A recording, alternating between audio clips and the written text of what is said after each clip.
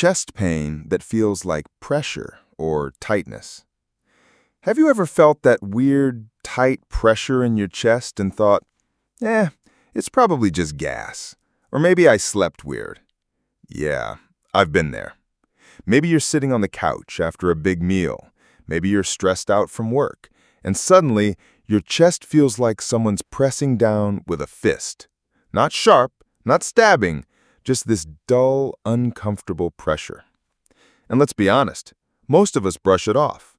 I'm too young for heart problems, we tell ourselves. Or it's probably indigestion.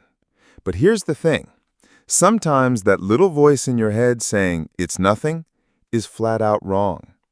The scary part, most people think heart attacks look like what we see in movies. You know the scene. Some guy dramatically clutches his chest, stumbles to the floor, and everyone screams, "Call an ambulance!" But in real life, it's sneakier, way sneakier. Sometimes a heart attack starts as nothing more than this annoying tightness in your chest. Not sharp, not excruciating, just uncomfortable. Easy to ignore, easy to misjudge. That's why so many people, young, old, men, women, delay getting help. They think it's heartburn, anxiety, muscle strain, you name it. And by the time they realize it's serious, well, sometimes it's too late.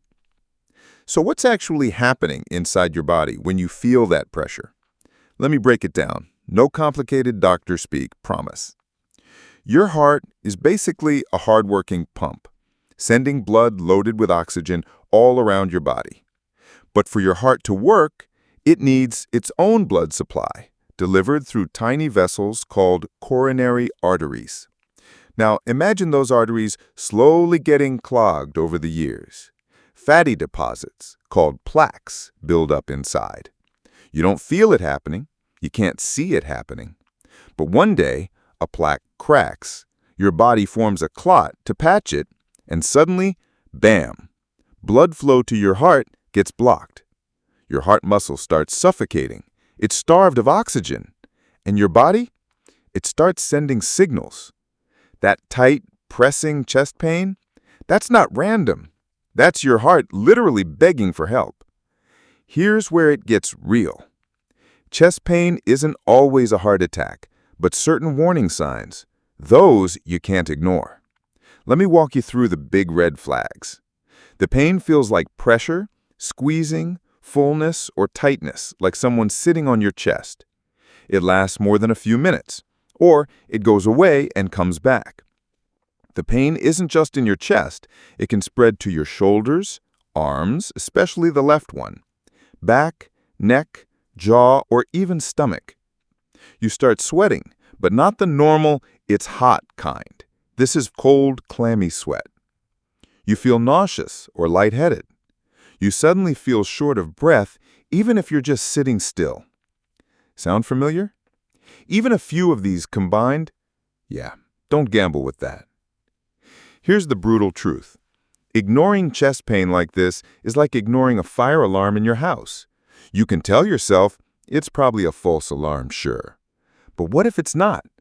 A blocked artery means your heart muscle isn't getting blood. And heart muscle, it dies fast without oxygen. The longer you wait, the more damage is done. Some people delay hours, even days. By the time they get to the hospital, permanent heart damage, or worse, they don't make it at all. And no, this isn't just an old person problem. Young adults, people in their 20s, 30s, even teens with underlying risks, it happens. Stress, smoking, genetics, poor diet, they all pile on the risk. Want to hear something scary? According to the American Heart Association, almost half of people who die suddenly from heart-related issues had no prior symptoms. None. It just happened. And for those who do experience symptoms, a huge chunk mistake them for something harmless. In fact, nearly 1 in 4 heart attack survivors admitted they thought it was just indigestion or stress. It's wild how sneaky the body can be, right? But that's also why knowing the signs and not brushing them off literally saves lives. Look, I get it. No one wants to be that person rushing to the ER over what might just be heartburn. But trust me, no doctor is going to roll their eyes if you show up with chest pain that turns out to be nothing serious. You know why? Because they'd rather send you home healthy than, well, the alternative. Your body doesn't always scream when something's wrong. Sometimes it whispers. That dull pressure in your chest, that might just be your heart's way of saying, "Hey, I need help down here." So listen to your body. Better safe than sorry. Funny how we can ignore a little light on the car dashboard for weeks, but when it comes to our own bodies, we gamble. Just don't. Sudden, severe headache could be a brain aneurysm or stroke. All right, let's be real. Everyone gets headaches. Stress from work, too much time staring at a screen, maybe you didn't sleep well. Headache. It's practically part of being an adult, right? Some of us pop a painkiller, some just ride it out. But what happens when the headache hits you like a lightning bolt? Suddenly, violently, out of nowhere. Have you ever had one of those? The kind of headache where you go, "Whoa, this doesn't feel normal." It's not building up gradually, it just explodes in your skull. And for a split second, you think, maybe it's a migraine. But deep down, something feels off. That's when you should pay attention. Most of us, let's be honest, totally underestimate headaches. We think it's just stress, or it's dehydration, or I've been on my phone too much. And yeah, 99% of the time, you're probably right. But it's that other 1%, the rare but dangerous kind, that catches people off guard. See, not all headaches are created equal. Some are your body's polite way of saying, "Drink some more water." But others, they're your brain waving a giant, flashing red flag. And most people either ignore it or they just don't know better.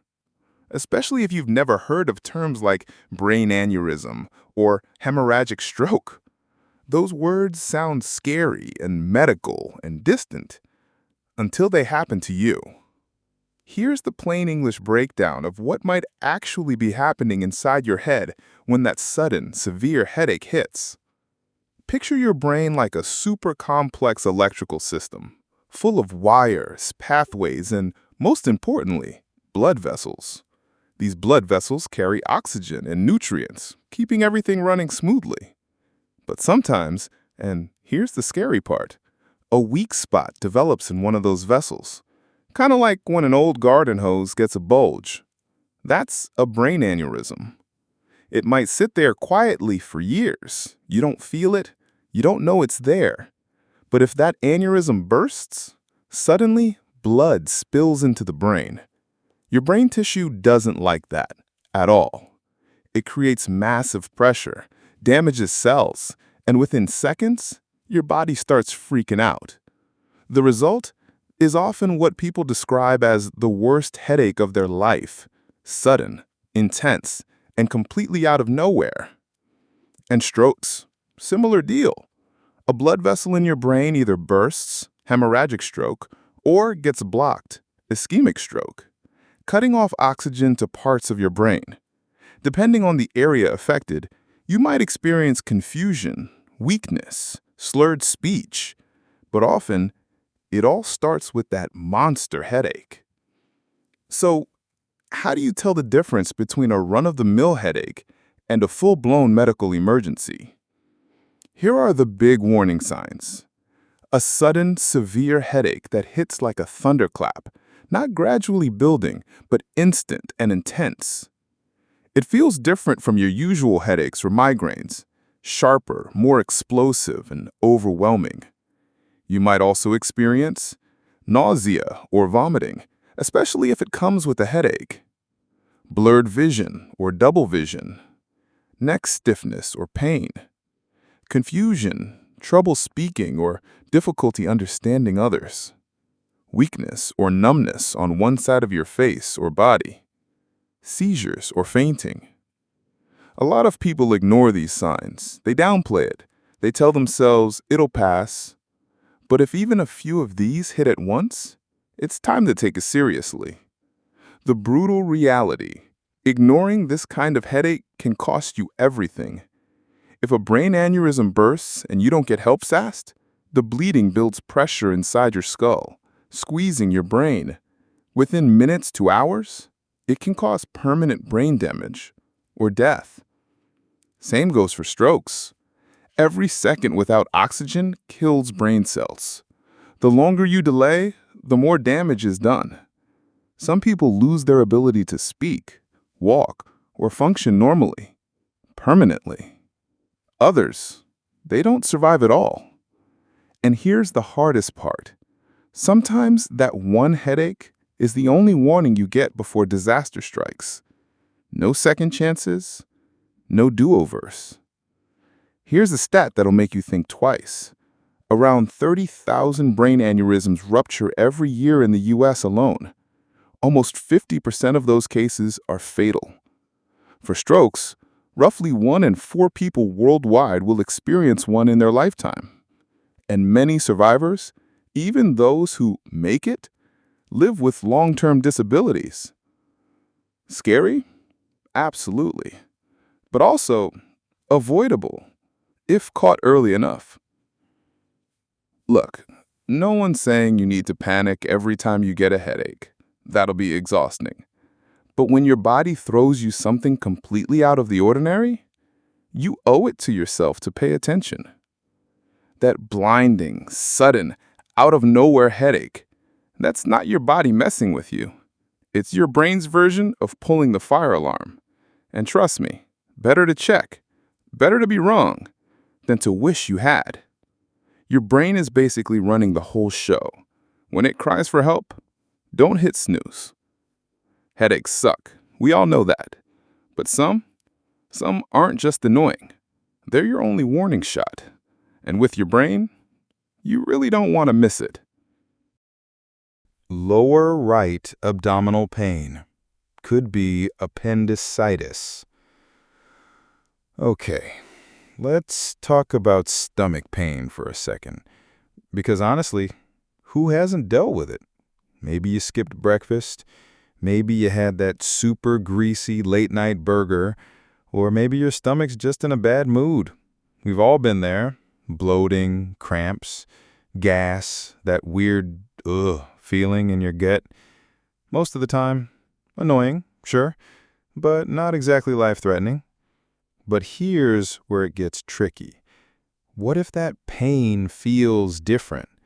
What if it's not that dull, bloated, I probably ate too much kind of ache, but a sharper, more stubborn pain creeping in on your lower right side?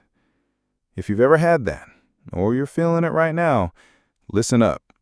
That innocent little pain might not be so innocent after all. The thing is, most people totally downplay abdominal pain. We blame food poisoning. We say, oh, it's just gas. Or maybe we convince ourselves it's stress, because yeah, stress can totally mess with your stomach. And sure, sometimes it really is nothing serious. But here's where people get caught off guard.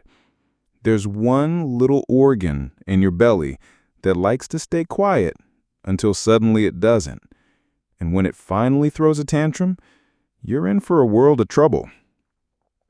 I'm talking about your appendix, that tiny, finger-shaped pouch hanging off the side of your large intestine. You probably never even think about it until it decides to ruin your whole day. Let me break this down plain and simple. Your appendix is like that useless drawer in your kitchen. No one really knows why it's there, but hey, it exists. Scientists think it might have something to do with gut bacteria or immune system stuff, but for the most part, it just hangs out quietly. That is, until it gets blocked. Sometimes mucus, food waste, or even swollen tissue blocks the opening of your appendix. And when that happens, bacteria inside start to multiply fast.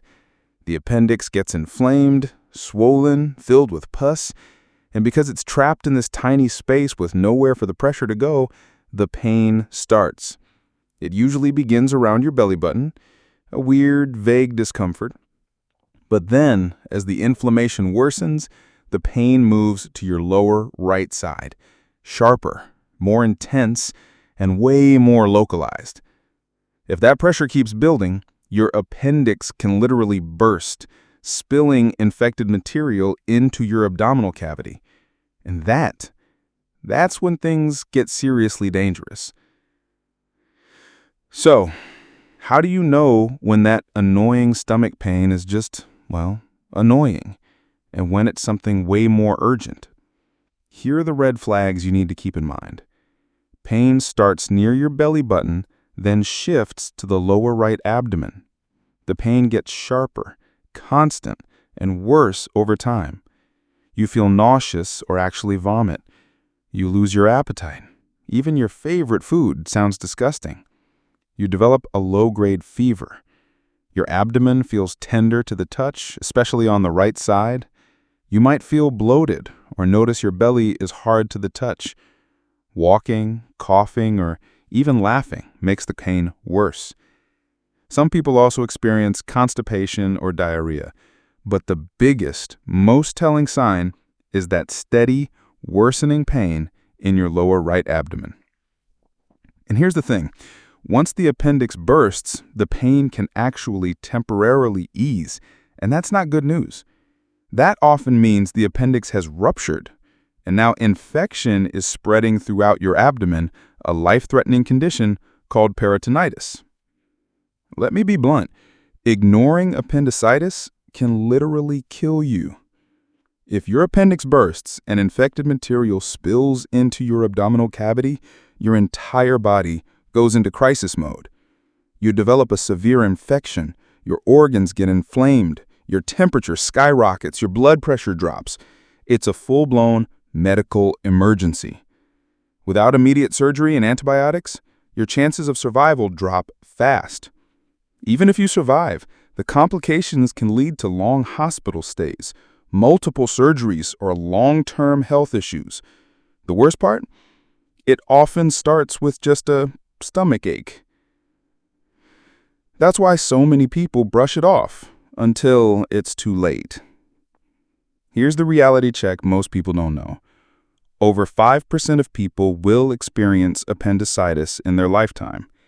It's most common between the ages of 10 and 30, but it can happen at any age. Once your appendix is inflamed, there's about a 24 to 72-hour window before it might burst, sometimes even sooner. In countries with good healthcare access, timely surgery makes recovery relatively straightforward. But without treatment, the mortality rate skyrockets. Scary? Absolutely. But totally preventable if you catch it in time. Here's the deal.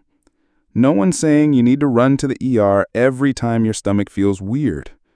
But when that pain feels off, when it moves to the lower right side, gets sharper, and refuses to quit, that's your body raising the alarm. Don't try to tough it out. Don't wait to see if it goes away. Because of appendicitis, sooner is always better. Getting it checked might save you a whole lot of pain and, your life. Stomach aches come and go, but your appendix, when it decides to throw a fit, you'll know. And when you do, trust your gut. Literally. Because sometimes that nagging little pain isn't so little after all. Abdominal pain with severe nausea and vomiting. It could be acute pancreatitis. Okay, let me ask you something. Have you ever had one of those days where your stomach feels weird? Maybe you overate, maybe you had some greasy food, and suddenly your stomach's like, hey, I'm not okay. Most of the time, it passes, right? Maybe you pop an antacid, lie down, and after a while, you're fine. But what if that stomach pain doesn't go away? What if it gets worse? What if, out of nowhere, you're hit with this severe, radiating pain in your upper belly that feels like it's clawing into your back, and to make things worse, you're vomiting your guts out over and over again? Yeah, that's when things get real. That's not food poisoning. That's not just indigestion. That could be something way more dangerous, like acute pancreatitis. Picture your pancreas like that quiet coworker in the office. They're not loud, they don't draw attention, but they're doing a lot behind the scenes to keep everything running smoothly. Your pancreas sits behind your stomach, quietly producing enzymes that help digest your food and hormones like insulin to regulate your blood sugar. But what happens when that quiet coworker suddenly flips their desk and goes on strike? Chaos. That's kind of what happens during acute pancreatitis. Instead of helping you digest food, your pancreas gets inflamed. The digestive enzymes start attacking the pancreas itself, and your body goes into full-blown panic mode. So let me break it down. Acute pancreatitis is basically a sudden inflammation of the pancreas. It can be mild, sure, but it can also be severe, life-threatening even. When your pancreas gets inflamed, those digestive enzymes that are supposed to help break down food start leaking into the pancreas itself. Imagine pouring acid on your own organs. Yeah, that's not supposed to happen. And what's scary? The classic signs are often brushed off as just food-related issues. You feel sudden, intense pain in the upper abdomen, often radiating to your back, severe nausea and vomiting that doesn't stop. Your abdomen may feel swollen and tender. Some people even get a fever or rapid heartbeat. Here's the tricky part. People delay seeking help because they think, maybe it's just bad indigestion or a stomach bug. But in reality, by the time the pain and vomiting get unbearable, things inside your body could be spiraling out of control. There was actually a case not long ago, a guy in his early 40s, relatively healthy, no major issues, or so he thought. He went on a weekend trip, had some drinks, ate heavy meals, nothing out of the ordinary, right? But the next morning, he woke up with this awful stomach pain, thinking maybe it was a hangover or a greasy food reaction. Hours later, the pain got worse, he couldn't stop vomiting, and eventually, his wife convinced him to go to the ER. Turns out it wasn't a hangover. It was acute pancreatitis, likely triggered by alcohol consumption. He ended up in the ICU for a week. It could have been way worse if he'd waited any longer. That's the thing with pancreatitis. It can sneak up on you, and when it does, it doesn't mess around. Now here's where it gets tricky. Acute pancreatitis doesn't always show up in a dramatic Hollywood-style collapse. Sometimes it starts with mild stomach discomfort after eating, nausea that lingers, feeling bloated or tender in the upper abdomen. But if those symptoms escalate, especially if the pain starts radiating to your back or the vomiting won't stop, don't play hero. It's time to get checked out. Better safe than sorry, right? Ignoring acute pancreatitis is like ignoring smoke in your house hoping the fire will go away. It doesn't. In severe cases, the pancreas can begin to literally digest itself. Yeah, your own enzymes turn on you. Worse, pancreatitis can lead to organ failure, including lungs, kidneys, or heart, internal bleeding, infections or abscesses around the pancreas, permanent damage to your digestive system. In extreme cases, death. And here's the thing. Not only is it dangerous, but recovery isn't a quick fix. People can be hospitalized for weeks, needing IV fluids, pain control, sometimes even surgery if complications developed. So yeah, this isn't something you sleep off. Here's the bottom line. If you ever experience sudden, severe abdominal pain, especially in the upper area, pain that feels like it's stabbing through to your back, vomiting that won't stop, fever, fast heartbeat, or shortness of breath, get to the ER. Don't Google it, don't wait for the pain to pass, because acute pancreatitis can turn deadly fast. The human body's pretty good at whispering when something's wrong, but when it starts yelling, you better listen. That stabbing stomach pain with endless vomiting, that's your body screaming for help. And sometimes that help can be the difference between a close call and a medical disaster. So next time your gut tells you something's seriously off, trust it. The quiet organs do a lot until they don't. Sudden pelvic pain in women. It could be a ruptured ovarian cyst or ectopic pregnancy. Ladies, this one's for you. Let me paint a picture. And guys, stick around because, honestly, Understanding this might literally save someone's life one day. So imagine, you're going about your day, maybe you're at work, running errands, chilling at home, whatever, and suddenly, bam, this sharp, stabbing pain hits you right in the lower belly. Pelvic pain, out of nowhere. It's not that time of the month. It's not the usual cramping. This feels different, sharper, deeper, scary. And naturally, your brain jumps to conclusions. Maybe I twisted weird. Maybe I pulled a muscle. Maybe it's nothing. But what if it's not nothing? What if that sudden pelvic pain is your body's way of saying, hey, we've got an emergency situation happening down here? Here's the thing about our bodies, especially the female reproductive system. It's like a complicated, high-tech machine that mostly runs silently in the background. You don't always think about your ovaries, fallopian tubes, uterus. They just do their job.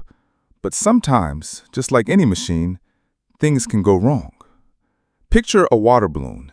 It holds fluid, it stretches, but if it gets weak in one spot, pop. That's kind of what happens when an ovarian cyst bursts.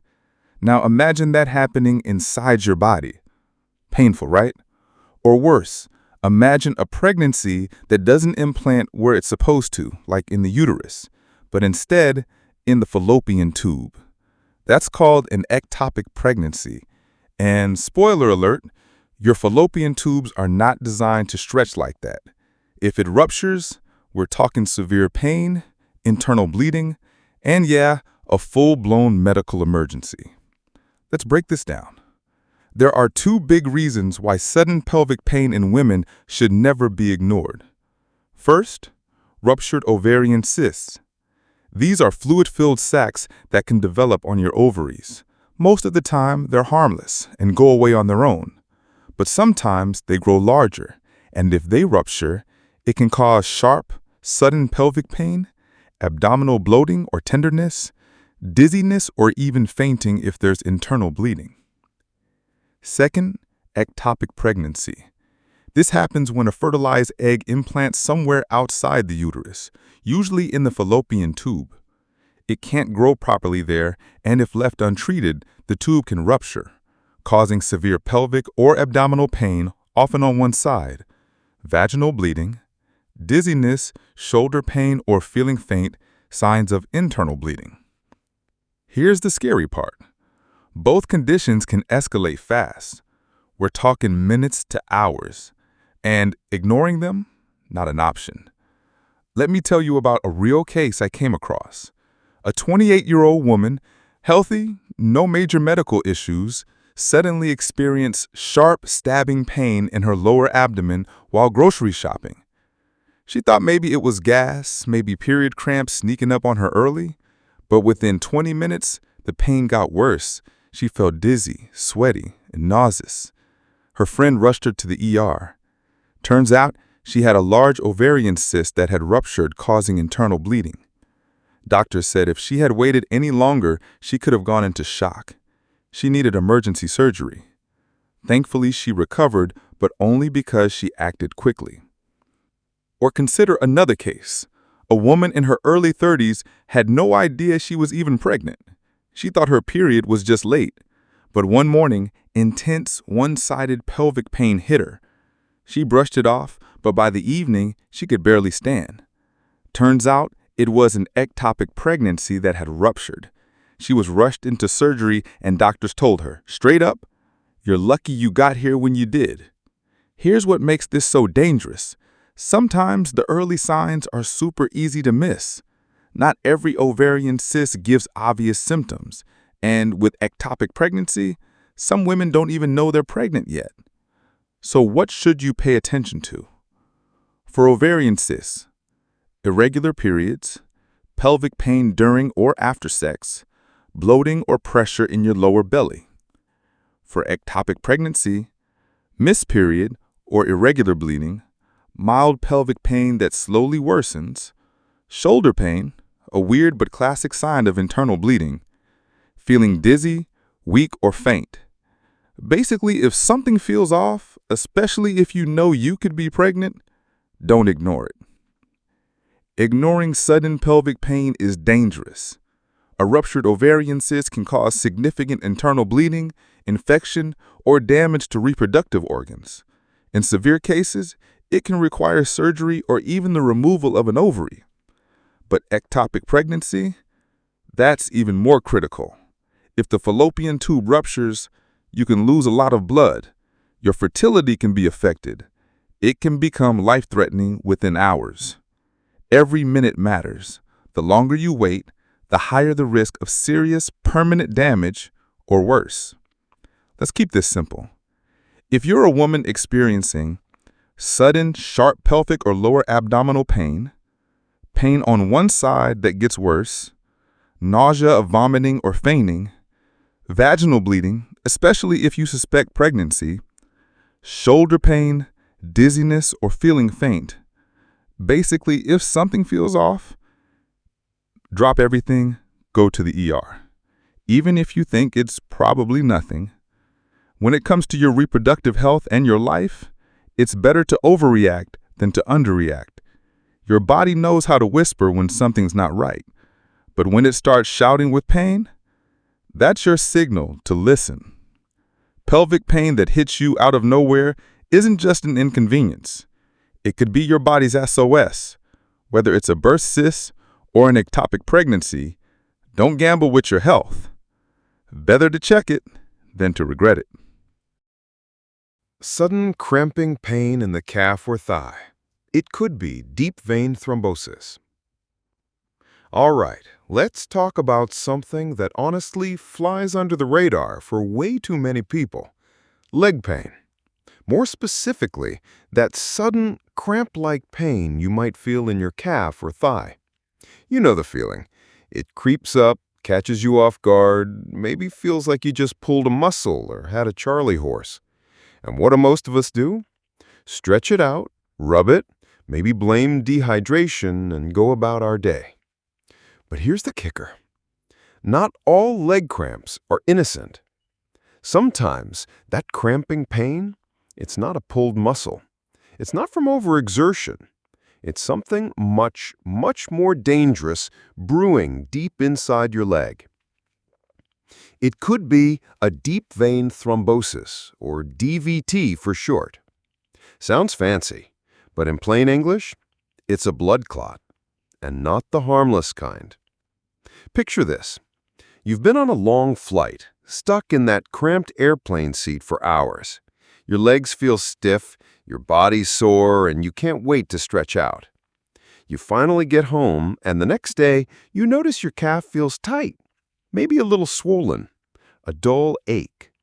You figure, I've been sitting too long, no big deal.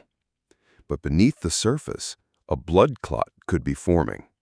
And if that clot breaks free, it can travel straight to your lungs, block blood flow, and cause a pulmonary embolism.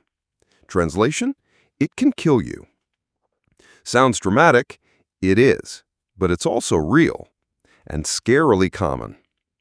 Deep vein thrombosis happens when a blood clot forms in one of the deep veins in your body, most commonly in the legs, especially the calves or thighs. It can block normal blood flow, cause swelling, pain, and if left untreated, part of that clot can dislodge and travel to the lungs. That's when things turn deadly. Here's what DVT typically feels like. Cramping, aching, or soreness in the calf or thigh. Swelling, usually in one leg. The area feels warm to the touch. Skin may look reddish or bluish. The tricky part, it doesn't always come with dramatic symptoms. Some people barely notice the early signs until it escalates. Let me tell you about Mark. He was 35, healthy, and traveled for work a lot. After a 10-hour flight back from Europe, he felt a dull ache in his right calf. Figured it was jet lag and sitting too long. The next day, his leg was visibly swollen, red and warm. Luckily, his wife insisted they go to the ER. Turns out, Mark had a sizable blood clot in his deep leg vein, classic DVT. He was put on blood thinners immediately. Doctors told him point blank if he had ignored it, that clot could have moved to his lungs. Game over. Or Emily. She was recovering from knee surgery, mostly bedridden for a few weeks. One afternoon, sharp pain struck her left thigh. It wasn't unbearable, but it lingered. She shrugged it off, thinking it was post-surgery soreness. 2 days later, she couldn't catch her breath. She collapsed. At the hospital, they discovered a pulmonary embolism caused by an untreated DVT. She survived, but just barely. The problem with DVT, it hides in plain sight. It masquerades as common leg cramps, muscle strain, or minor swelling. But there are red flags you shouldn't ignore. Pain or tenderness in one leg, especially the calf or thigh. Swelling in one leg. Compare both. If one looks puffier, pay attention. Warmth or redness over the painful area. Veins on the leg look more prominent or bulging. And if you suddenly experience chest pain, difficulty breathing, rapid heartbeat, coughing up blood, those are signs the clot may have traveled to your lungs, a full-blown emergency. Here's the harsh truth. Untreated DVT can be deadly. If the clot stays put, it might block circulation, damage your veins, and lead to chronic swelling or pain, a condition called post-thrombotic syndrome. But if the clot dislodges, it can cause a pulmonary embolism, which can cut off oxygen supplied to your lungs, trigger sudden cardiac arrest, and lead to death within minutes if not treated. The scary part? Pulmonary embolism often strikes without warning. That's why recognizing early leg pain is so critical. So when do you stop guessing and start acting?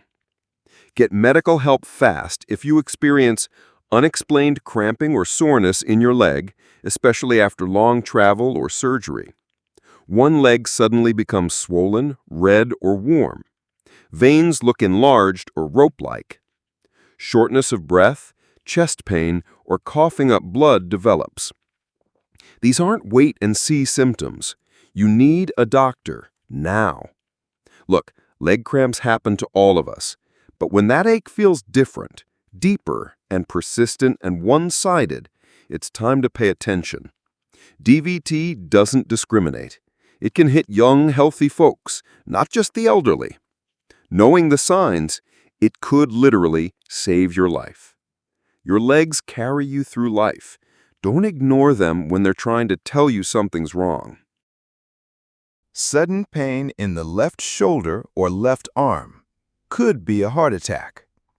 All right, let's talk about something that sneaks up on people all the time. And honestly, way too many folks ignore it. Have you ever had that weird, sudden pain shoot through your left shoulder or down your left arm? Maybe you thought, I slept funny, or I probably pulled a muscle. But what if I told you that little twinge could actually be your heart waving a giant red flag? Yeah, I know, sounds dramatic, but this isn't some movie scene with someone clutching their chest and collapsing. Sometimes the body gets real sneaky with how it warns us, and pain in the left shoulder or arm is one of those sneaky signals that could mean something far more serious is going on inside. First of all, let's be real. Shoulder pain, arm pain, super common. You could get it from sleeping in the wrong position, carrying groceries, doing an awkward workout, even just typing on your laptop for hours. The left side isn't immune to these everyday aches and pains. So naturally, when your left shoulder or arm starts hurting, your brain jumps to the most logical, harmless explanations. I pulled something. It's probably nothing. It'll go away. And honestly, sometimes it does. But the problem? Sometimes it doesn't. And brushing it off, especially if you're at risk for heart problems, could cost you your life. See, your heart doesn't always follow the rules when it comes to sending out distress signals. Sure, we all picture that classic clutching the chest moment during a heart attack, But in reality, for many people, especially women, the first or only sign is pain radiating to the left shoulder, down the arm, sometimes even to the jaw, neck, or back. Why? It's because of something called referred pain. The nerves that carry signals from your heart also connect to those areas, your shoulder, arm, jaw. So when your heart's in trouble, your brain can misinterpret the source. It thinks the pain is coming from your shoulder or arm, when really your heart is crying for help. And the most dangerous part? It doesn't always come with obvious chest pain. No dramatic collapse, no gasping for air, just this nagging, sometimes subtle ache or heaviness in your arm or shoulder. Easy to miss. Picture this. You're sitting at your desk, scrolling through emails, and suddenly your left shoulder feels tight. Maybe it aches, maybe it feels kind of heavy. You rub it a bit, stretch your arm, but it doesn't really go away. Or you're carrying groceries and your left arm feels weirdly sore afterward. You brush it off, probably strained a muscle. Or you wake up at night with this dull, radiating pain down your left arm. You roll over, hoping sleep will fix it. Sound familiar? Happens all the time. And 9 times out of 10, people ignore it. They pop some painkillers, chalk it up to aging, stress, or bad posture. But here's the reality check. Sometimes that harmless ache is your heart trying to get your attention before things get catastrophic.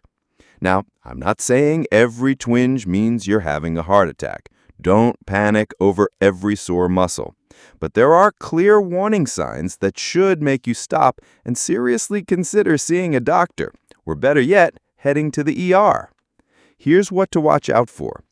Sudden pain or discomfort in your left shoulder or arm that you can't link to an injury. The pain feels like heaviness, pressure, or squeezing rather than sharp or stabbing. The ache starts in your chest and radiates to your shoulder, arm, jaw, or back. You feel short of breath, even if you're sitting still. You break out in a cold sweat. You feel nauseous or lightheaded. The pain gets worse with activity and eases a bit with rest.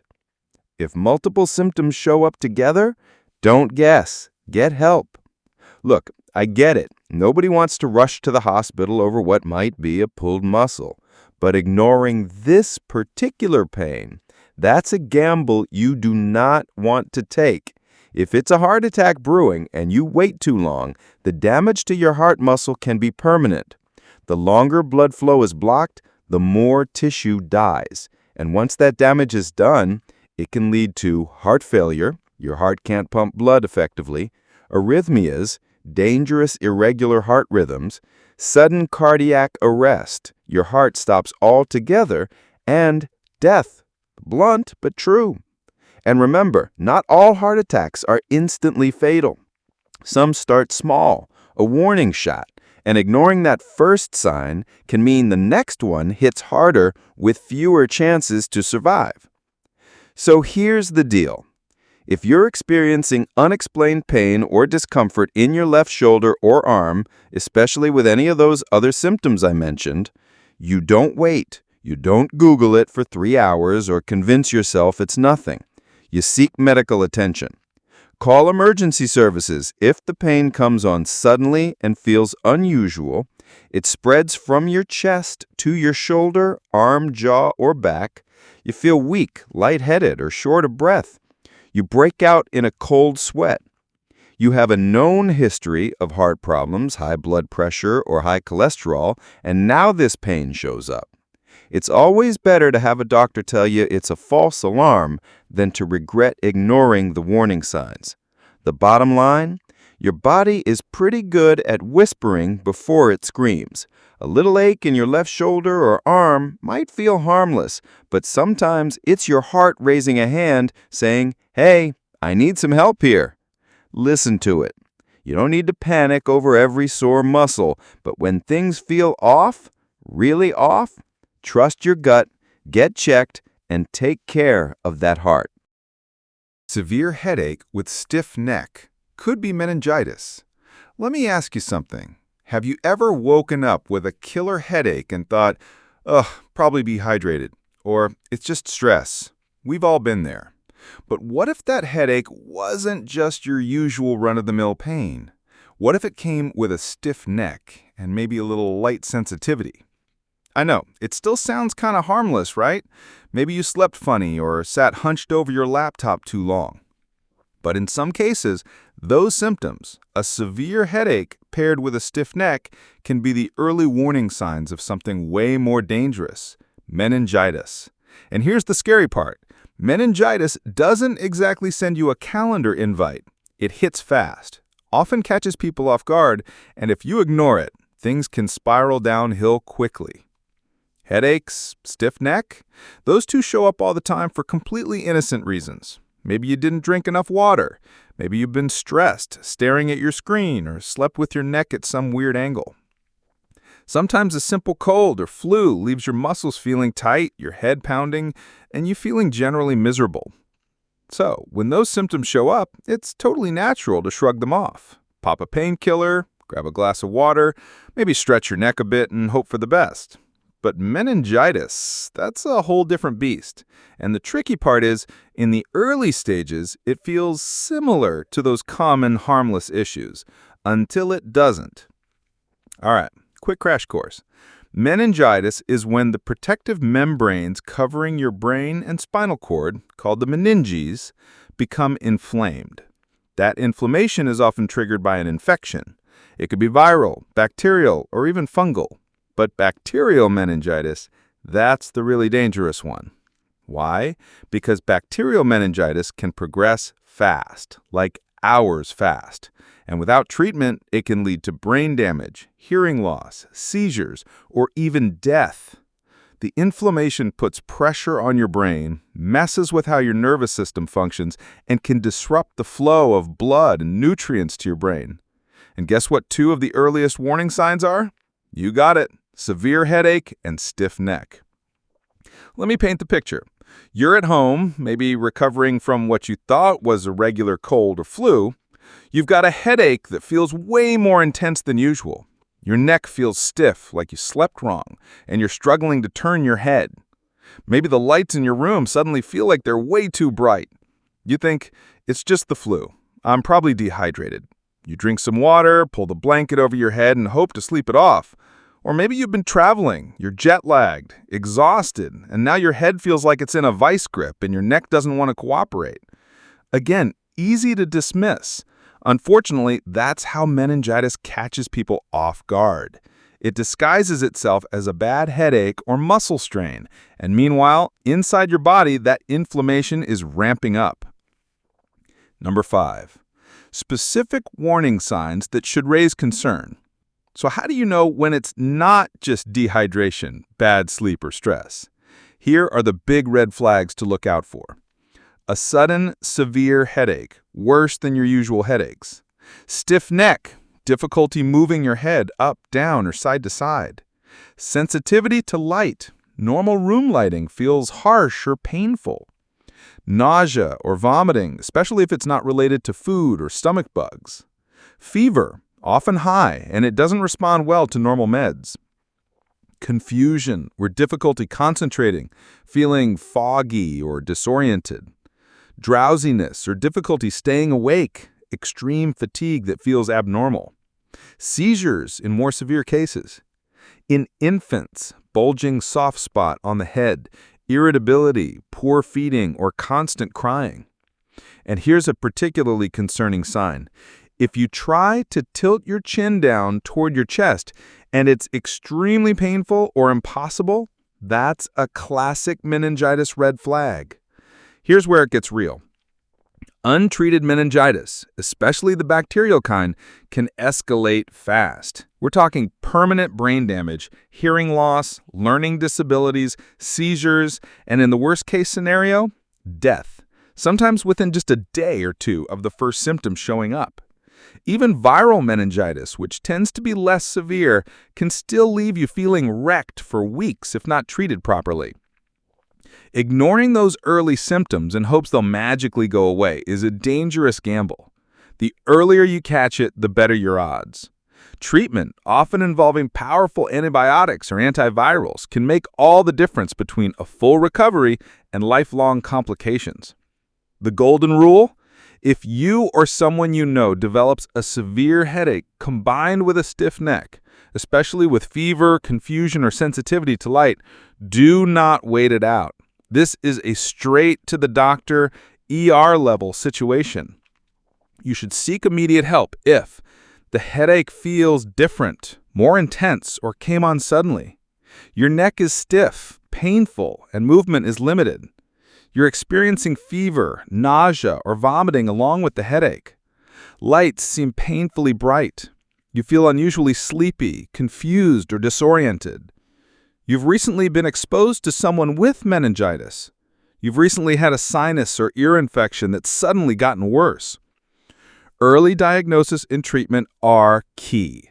A spinal tap may be needed to confirm meningitis, but trust me, as scary as that sounds, it's far better than ignoring the problem.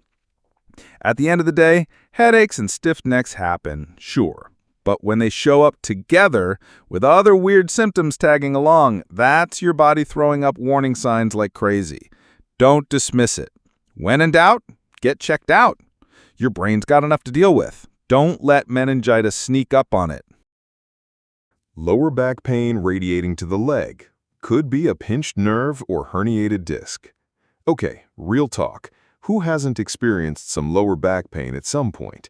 Maybe you lifted something heavy, twisted weird while getting out of bed, or sat at your desk for way too long binge-watching videos or working. It happens, right? But here's the thing. Not all back pain is created equal.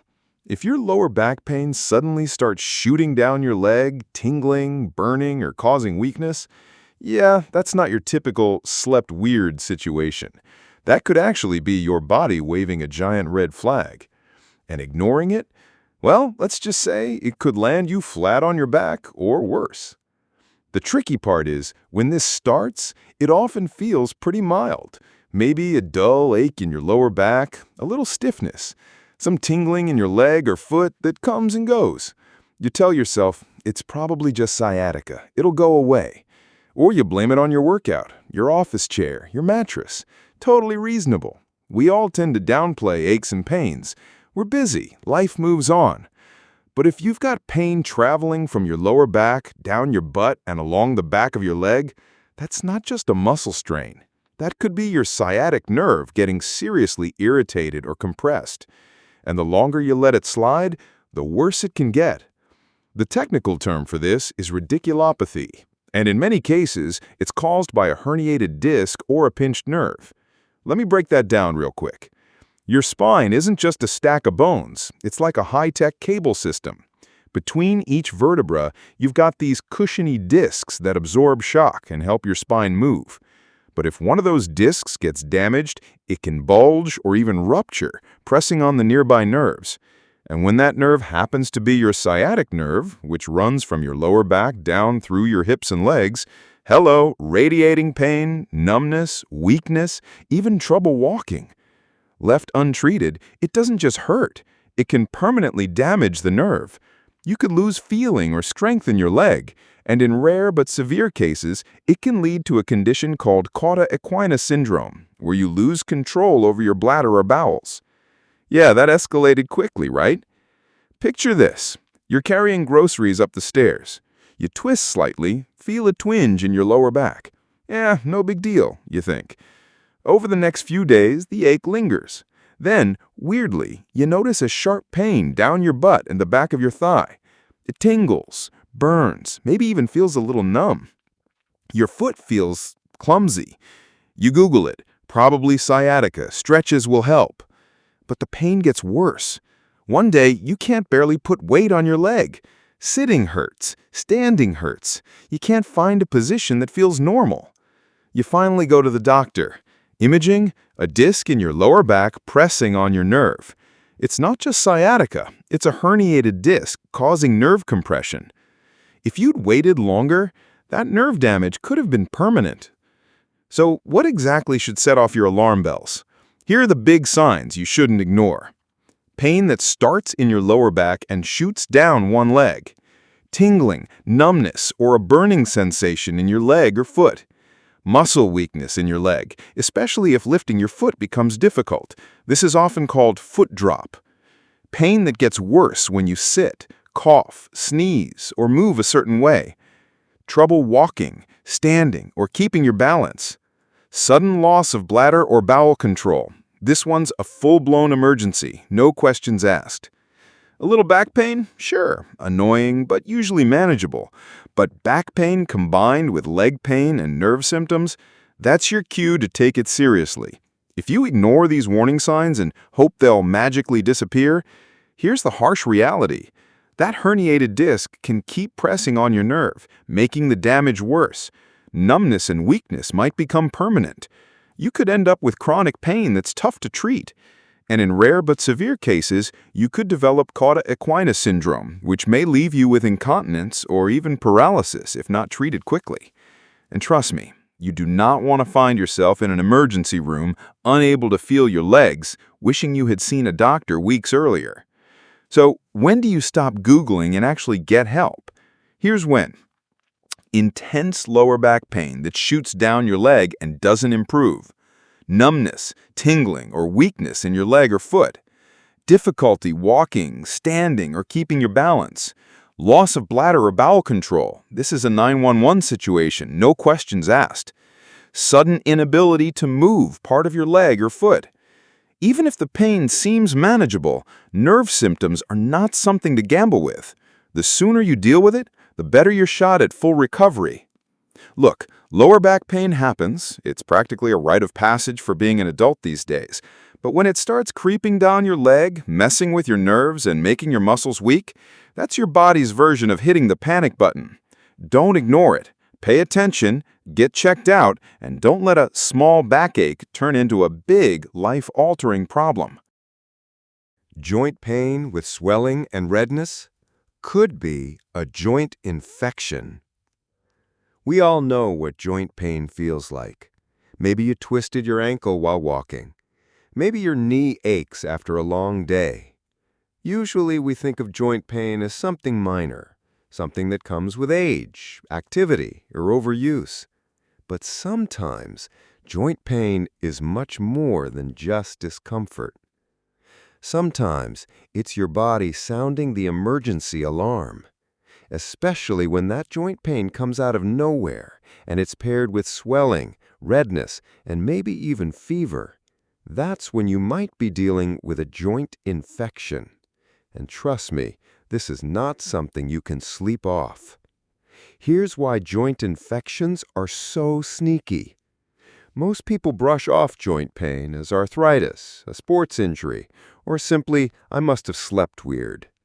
Some people pop a painkiller and move on. Others wait days or weeks, hoping it will magically go away. And because joint infections can start with mild symptoms, people don't see them as emergencies. They think, it's just a little sore. I probably overdid it yesterday.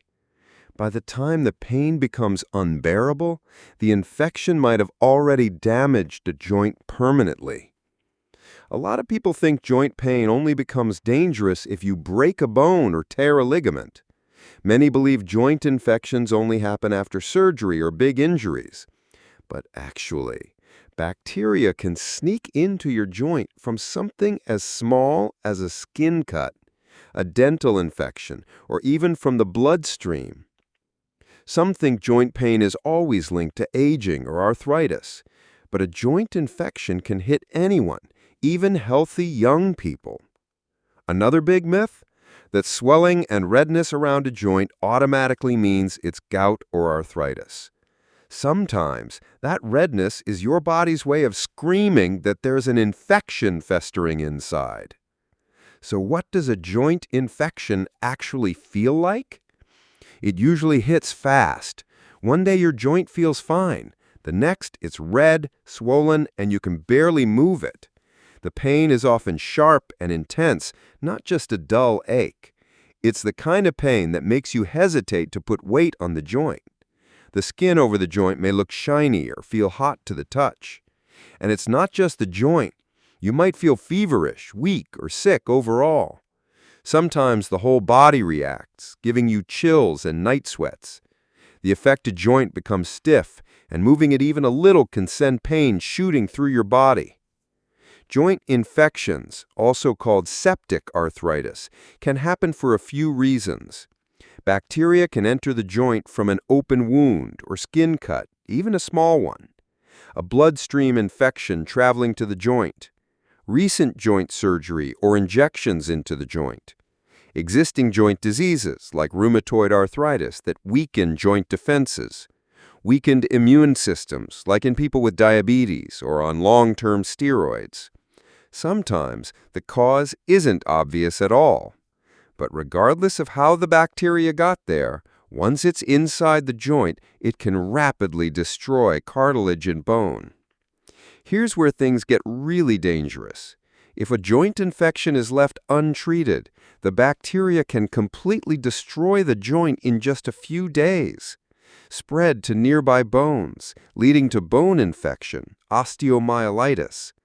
Cause sepsis, a life-threatening body-wide infection. Lead to permanent joint damage, stiffness, or even disability. And worst of all, sepsis from a joint infection can cause organ failure and death if not treated quickly. This is why joint infections are considered medical emergencies.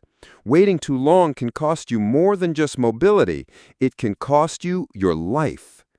You need to stop waiting and see a doctor immediately if you experience sudden, severe joint pain with no clear injury, swelling and redness around a joint that gets worse quickly, skin over the joint that feels hot or looks shiny, fever, chills, or feeling generally sick along with joint pain, inability to move the joint because of intense pain. Even if you have a history of joint pain, this kind of rapid onset pain paired with fever is different. It's urgent.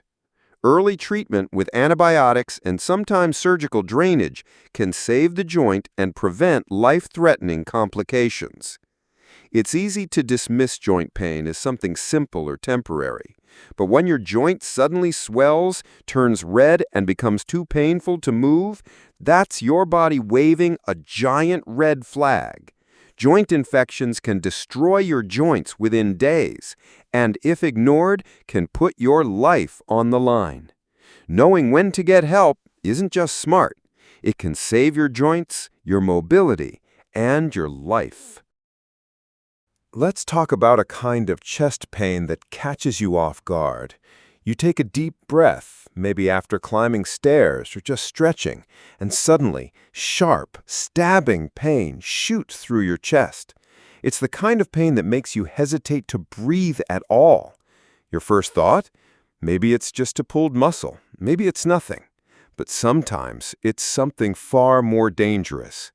That sudden pain with each deep breath could be your body's desperate warning sign of a pulmonary embolism, a blood clot that's made its way to your lungs. And make no mistake, this is a life-threatening emergency. The scary thing about pulmonary embolism is that it hides behind symptoms that feel common. Chest pain could be muscle strain. Shortness of breath? Maybe you're out of shape. Fatigue? Everyone's tired these days. Many people wait, hoping it'll pass, or they self-diagnose it as anxiety, acid reflux, or even COVID-19. And because the symptoms can vary, it's easy to dismiss them until it's too late. That hesitation, the wait-and-see approach, can turn a survivable condition into a fatal one within minutes. When it comes to chest pain, most people immediately jump to the idea of a heart attack. While that's obviously serious, not every dangerous chest pain is heart-related.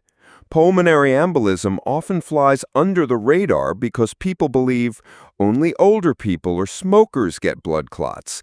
Blood clots only happen after surgery. Chest pain that changes with breathing is just muscular. You have to collapse or faint for it to be serious. The reality, blood clots can develop quietly in your legs, what we call deep vein thrombosis, or DVT, and travel to your lungs, blocking blood flow. It doesn't always announce itself dramatically. Sometimes it whispers through subtle pain and breathlessness before it strikes hard. Pulmonary embolism pain usually feels sharp and stabbing. It often worsens when you breathe in deeply, cough, or move. It can feel like someone is poking your chest with a needle from the inside. Unlike heart attack pain, which tends to feel crushing or squeezing, embolism pain is more localized and linked to breathing. But it's not just the pain.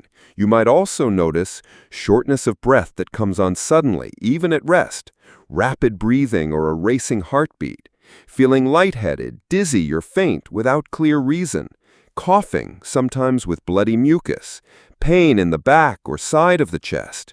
In severe cases, your lips or fingertips may turn blue due to lack of oxygen, and you might struggle to stay conscious. It can progress terrifyingly fast.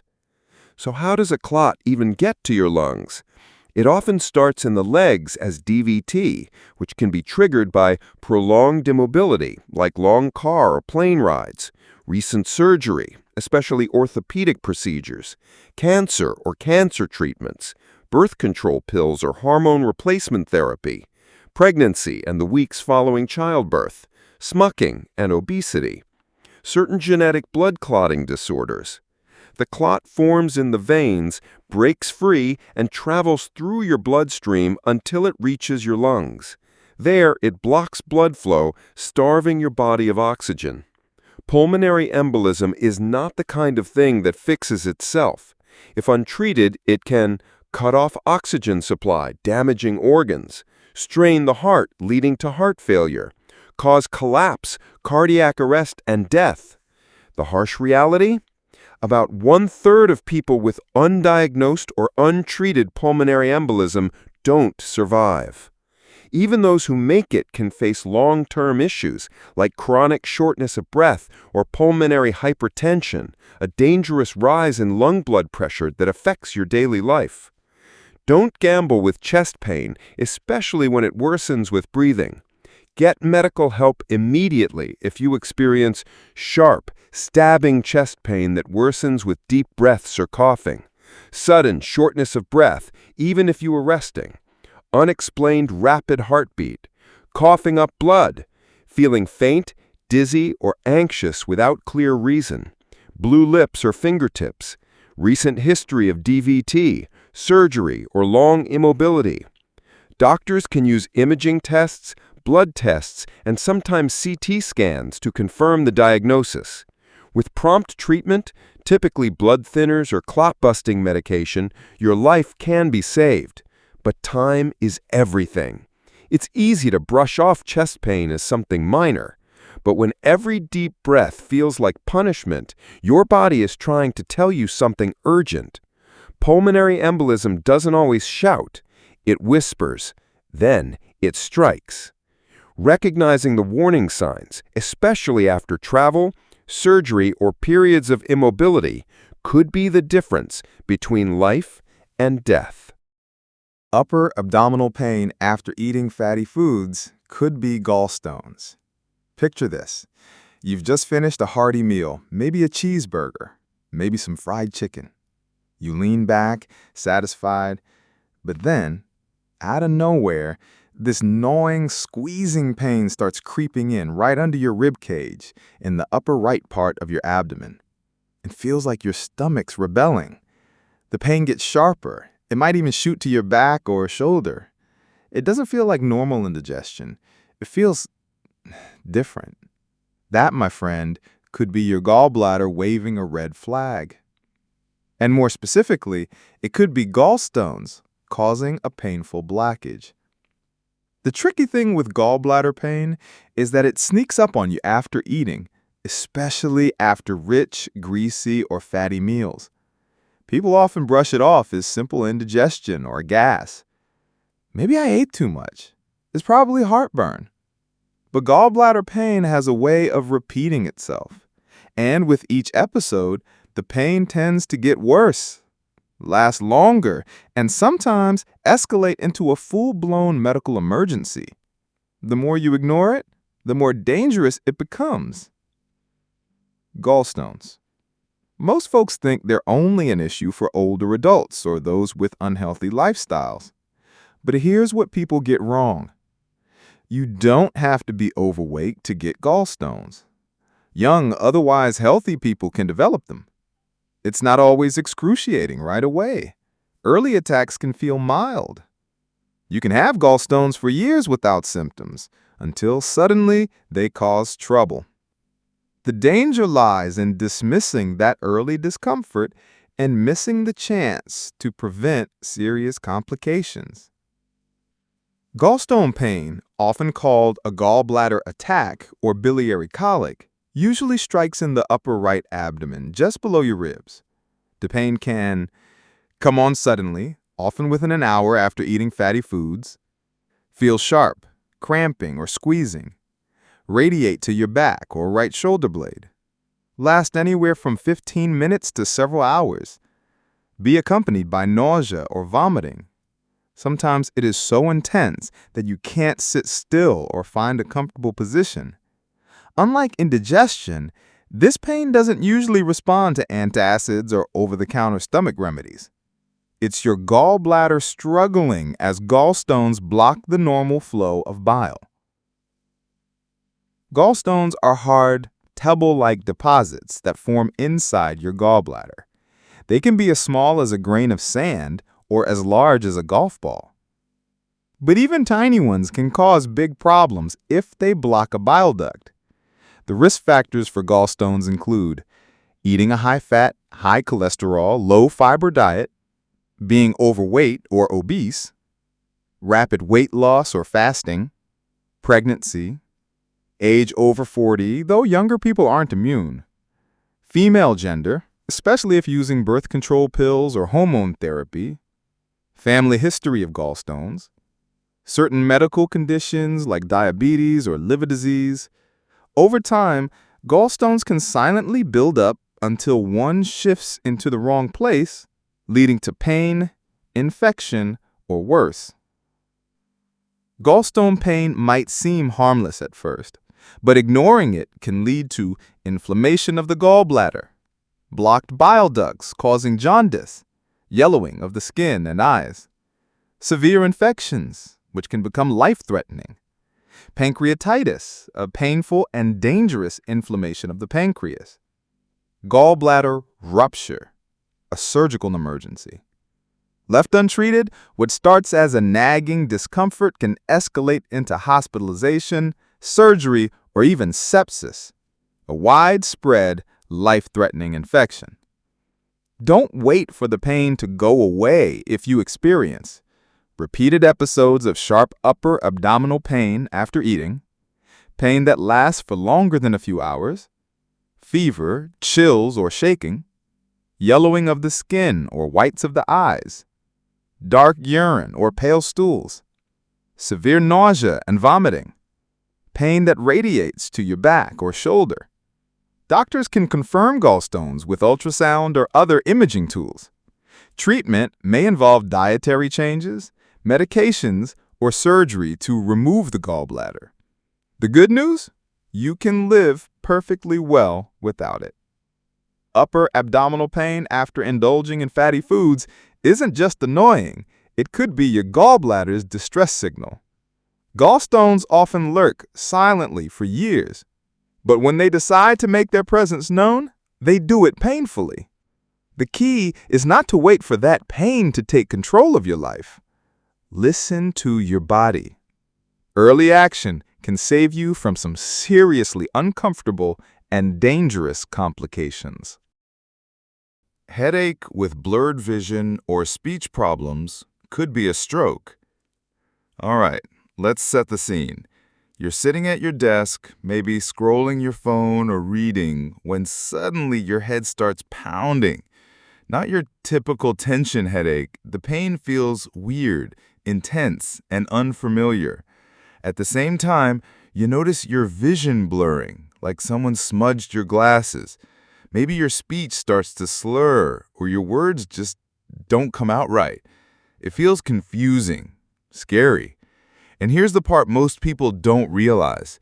This combination of symptoms, it could be a stroke trying to sneak up on you. Headaches are so common that most people shrug them off. Just dehydration, probably stress, I need more coffee. And as for vision problems, maybe you blame your tired eyes or think you need new glasses. As for struggling with words or feeling uncoordinated, many chalk it up to fatigue or being distracted. But when these symptoms come together, especially suddenly, they demand your full attention. The worst mistake? Waiting to see if it goes away. Let's clear the air on a few stroke myths, because misinformation delays life-saving action. Strokes only happen to old people. Wrong. Strokes can hit at any age, even young, healthy adults.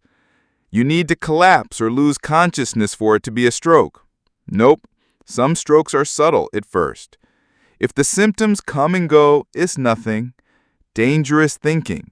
Temporary stroke symptoms often signal a warning, what doctors call a TIA or mini-stroke. It's just a migraine. While migraines can mimic strokes, stroke symptoms like slurred speech or sudden weakness should never be ignored. The takeaway? If it feels off, assume the worst and get checked. You don't get a second chance with brain damage.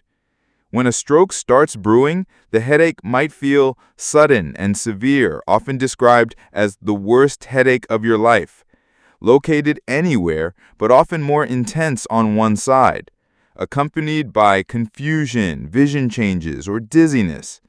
Different from your usual headaches, especially if you're prone to migraines. The blurred vision can present as seeing double, partial vision loss, like a dark curtain coming over one eye, total blindness in one eye or both. Speech problems may include slurred or garbled speech, trouble finding words, speaking nonsense without realizing it, difficulty understanding what others are saying. Combine these with weakness or numbness, especially on one side of the body, and you've got a classic stroke presentation. A stroke happens when the brain's blood supply gets cut off. It's like a traffic jam in your arteries, except this jam kills brain cells. The two main culprits are ischemic stroke, caused by a blood clot blocking a vessel, hemorrhagic stroke, caused by a ruptured blood vessel, leading to bleeding in the brain. Underlying risk factors include high blood pressure, smoking, diabetes, high cholesterol, obesity, sedentary lifestyle, family history of stroke, atrial fibrillation or irregular heartbeat, excessive alcohol or drug use. Even if you feel fine, these silent risk factors can build up, turning your next headache into a medical crisis. The brutal truth is that every second counts during a stroke. Brain cells die rapidly without oxygen. Delaying treatment can lead to permanent paralysis, loss of speech or cognitive ability, memory problems, vision loss, difficulty walking or performing basic tasks, emotional changes or depression. In severe cases, death. The longer you wait, the greater the damage. Early treatment can reverse symptoms or prevent permanent disability, but the window is small. There's a simple tool to help you spot a stroke. FAST. F, face, is one side drooping? A, arms. Can both arms be raised evenly, or is one weak? S, speech. Is speech slurred, garbled, or strange? T, time. If you notice any of these, it's time to call emergency services immediately. Other red flags include sudden severe headache, unlike any before, blurred, double, or lost vision, sudden confusion or trouble understanding speech, numbness or weakness, especially on one side of the body, dizziness, loss of balance, or coordination problems. Even if the symptoms improve after a few minutes, don't ignore them. That could be a mini-stroke, a major warning that a full stroke is on the way.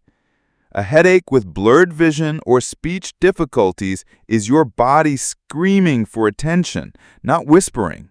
It's easy to downplay these symptoms, but doing so can cost you your independence, your ability to speak, even your life. Listen to those early signs. Get checked. Because when it comes to stroke, acting fast can literally save your brain. Sudden eye pain could be acute glaucoma. Imagine this. You're going about your day, maybe scrolling on your phone, reading a book, or just enjoying a coffee, when suddenly, out of nowhere, a sharp, throbbing pain hits your eye. It feels like it came out of the blue. You blink, rub your eyes, maybe even squint hoping it'll pass, but it doesn't. Instead, your vision starts getting blurry. Lights have halos around them. And the pain, it keeps building. It's easy to brush this off as eye strain or fatigue. Maybe you've been staring at screens for too long. Maybe it's just dryness or a migraine. But what if I told you that sudden, severe eye pain could be something much more dangerous, something that could cost you your eyesight if you ignore it? This isn't just a bad eye day. This could be acute glaucoma, and when it strikes, every minute counts. The tricky thing with eye pain is that we tend to underestimate it. We're so used to occasional eye discomfort. Maybe you didn't sleep well, maybe your contact lenses are dry, maybe the lighting is harsh. We all experience sore eyes sometimes, so when that sharp pain hits, most people think it'll pass. Some even blame it on allergies, screen time, or sinus pressure. And sure, sometimes that's exactly what it is. But sudden, intense eye pain, especially if it comes with blurry vision or seeing halos around lights, that's not normal. But because we expect eye problems to be mild or temporary, people delay seeking help. The scary part? With acute glaucoma, that delay could mean permanent damage. Let's clear up a few myths. First, some people think glaucoma is a slow, sneaky disease that only affects old people. And yes, there is a type called chronic glaucoma that develops gradually over years. But acute glaucoma? That's a whole different beast. Another myth is that eye pain is rarely an emergency. People associate medical emergencies with chest pain or breathing issues, not eyes. But your eyes are delicate, high-pressure systems.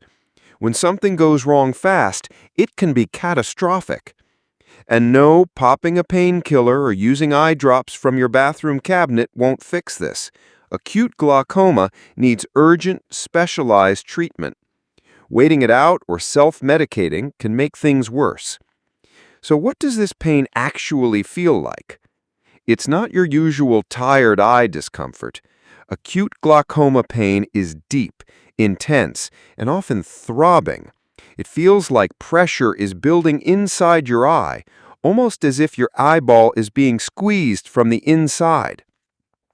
People often describe it as severe pain in or around one eye, blurred vision or difficulty focusing, seeing rainbow-colored halos around lights, a red, irritated-looking eye, headache often on the same side as the painful eye, nausea or even vomiting. Yep, it can feel that intense. This isn't just about your eye. The pain can radiate to your head and make you feel downright sick. If you've ever had eye strain or dryness, you know that's more of a surface-level irritation. But acute glaucoma feels deeper, heavier, and relentless. So what causes this sudden eye crisis? It all comes down to pressure. Your eye constantly produces a fluid called aqueous humor, which flows in and out to maintain healthy pressure inside the eye.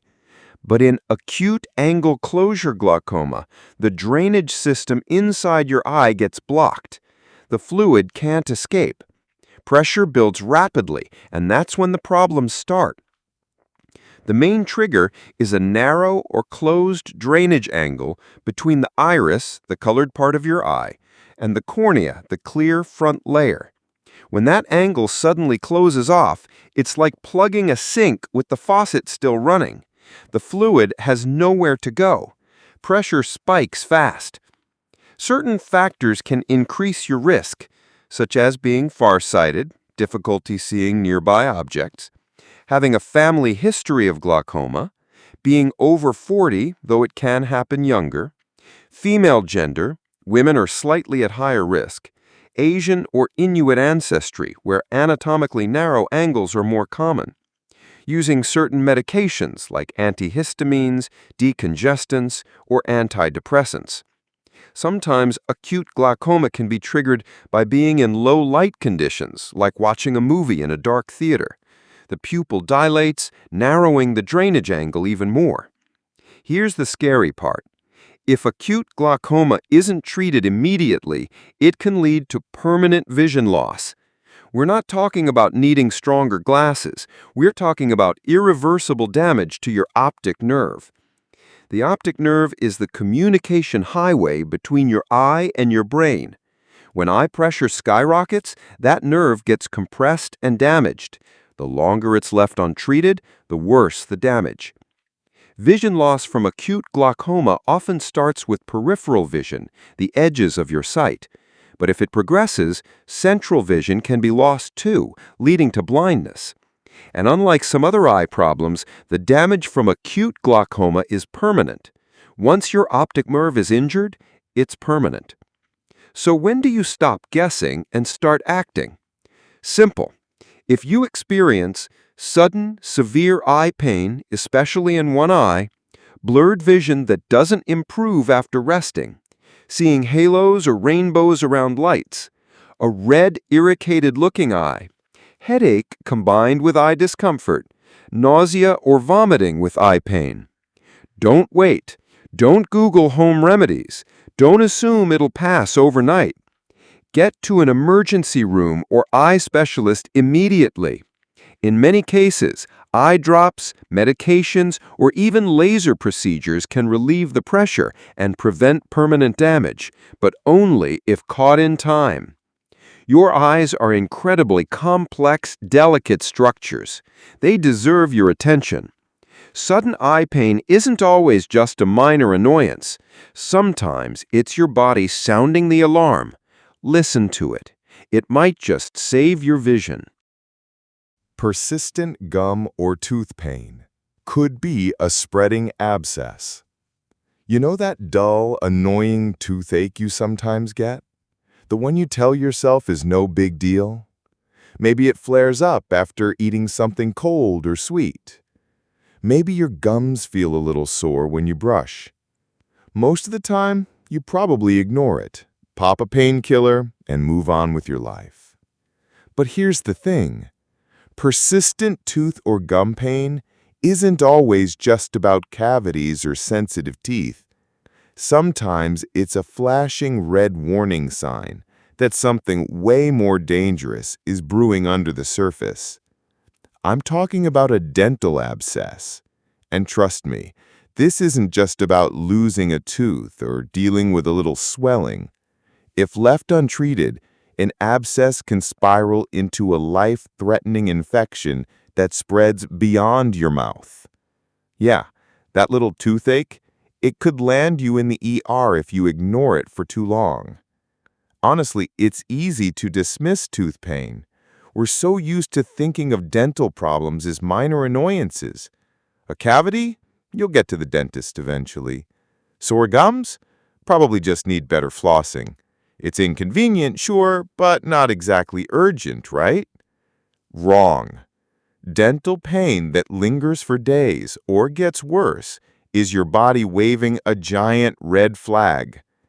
But because it's happening in your mouth and not in your chest or head, most people don't treat it like an emergency. They wait it out. They use saltwater rinses. They Google home remedies. All while a dangerous infection could be quietly spreading deeper into your jaw, face, or even your bloodstream.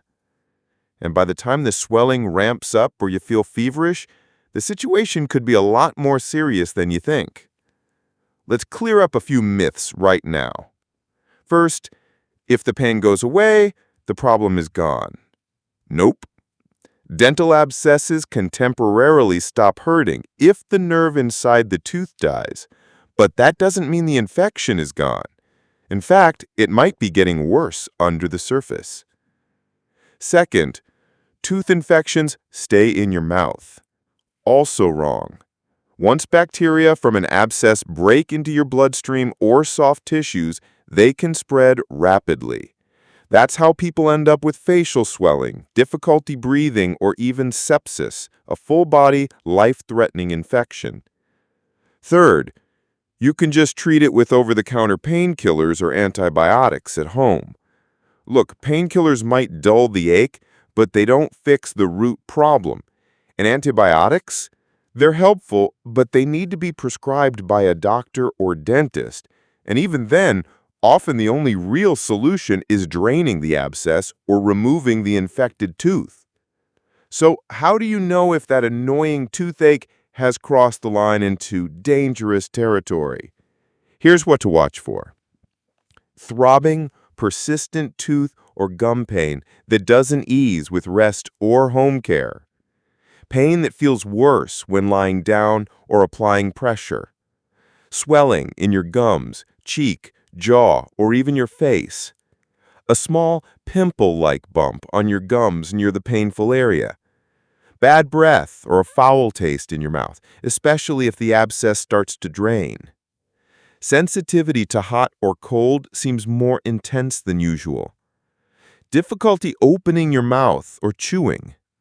And if the infection starts spreading beyond your mouth, you might experience fever or chills, fatigue or feeling generally unwell, swollen lymph nodes in your neck or under your jaw, difficulty swallowing or breathing. The pain often starts localized, but as pressure builds from pus trapped inside the abscess, it can radiate through your jaw, ear, or head. It's relentless, and the longer it goes untreated, the worse and more dangerous it becomes. Most dental abscesses start with bacteria sneaking into your tooth or gums. It could be due to untreated cavities that allow decay to reach the tooth's inner pulp, gum disease that creates pockets where bacteria thrive, cracked or chipped teeth that give bacteria easy access, previous dental work that becomes compromised, poor dental hygiene habits over time. Certain factors increase your risk, like smoking or using tobacco, diabetes or immune system issues, not seeing a dentist regularly, high sugar diets that fuel tooth decay. Once bacteria settle in, they multiply, leading to pus buildup and swelling. Your body tries to fight back, but if the infection overwhelms your immune system or finds a path into deeper tissues, things escalate fast. Here's where it gets real. An untreated dental abscess isn't just a tooth problem, it's a whole body threat. The infection can destroy surrounding bone and soft tissues, spread to your jaw, face, neck, or even brain. Lead to a dangerous condition called Ludwig's angina, causing severe swelling under the tongue and blocking your airway. Enter your bloodstream, triggering sepsis, a life-threatening system-wide infection.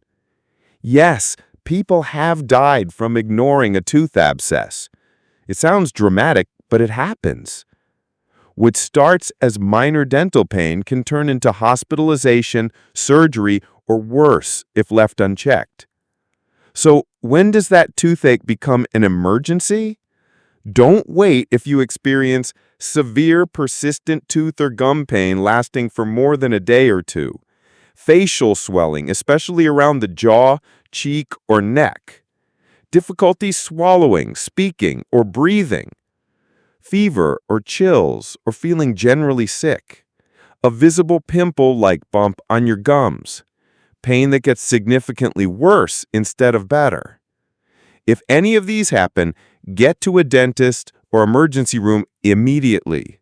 Treatment might involve draining the abscess, antibiotics, root canal therapy, or even removing the infected tooth. It might sound scary, but it's way better than risking a life-threatening infection.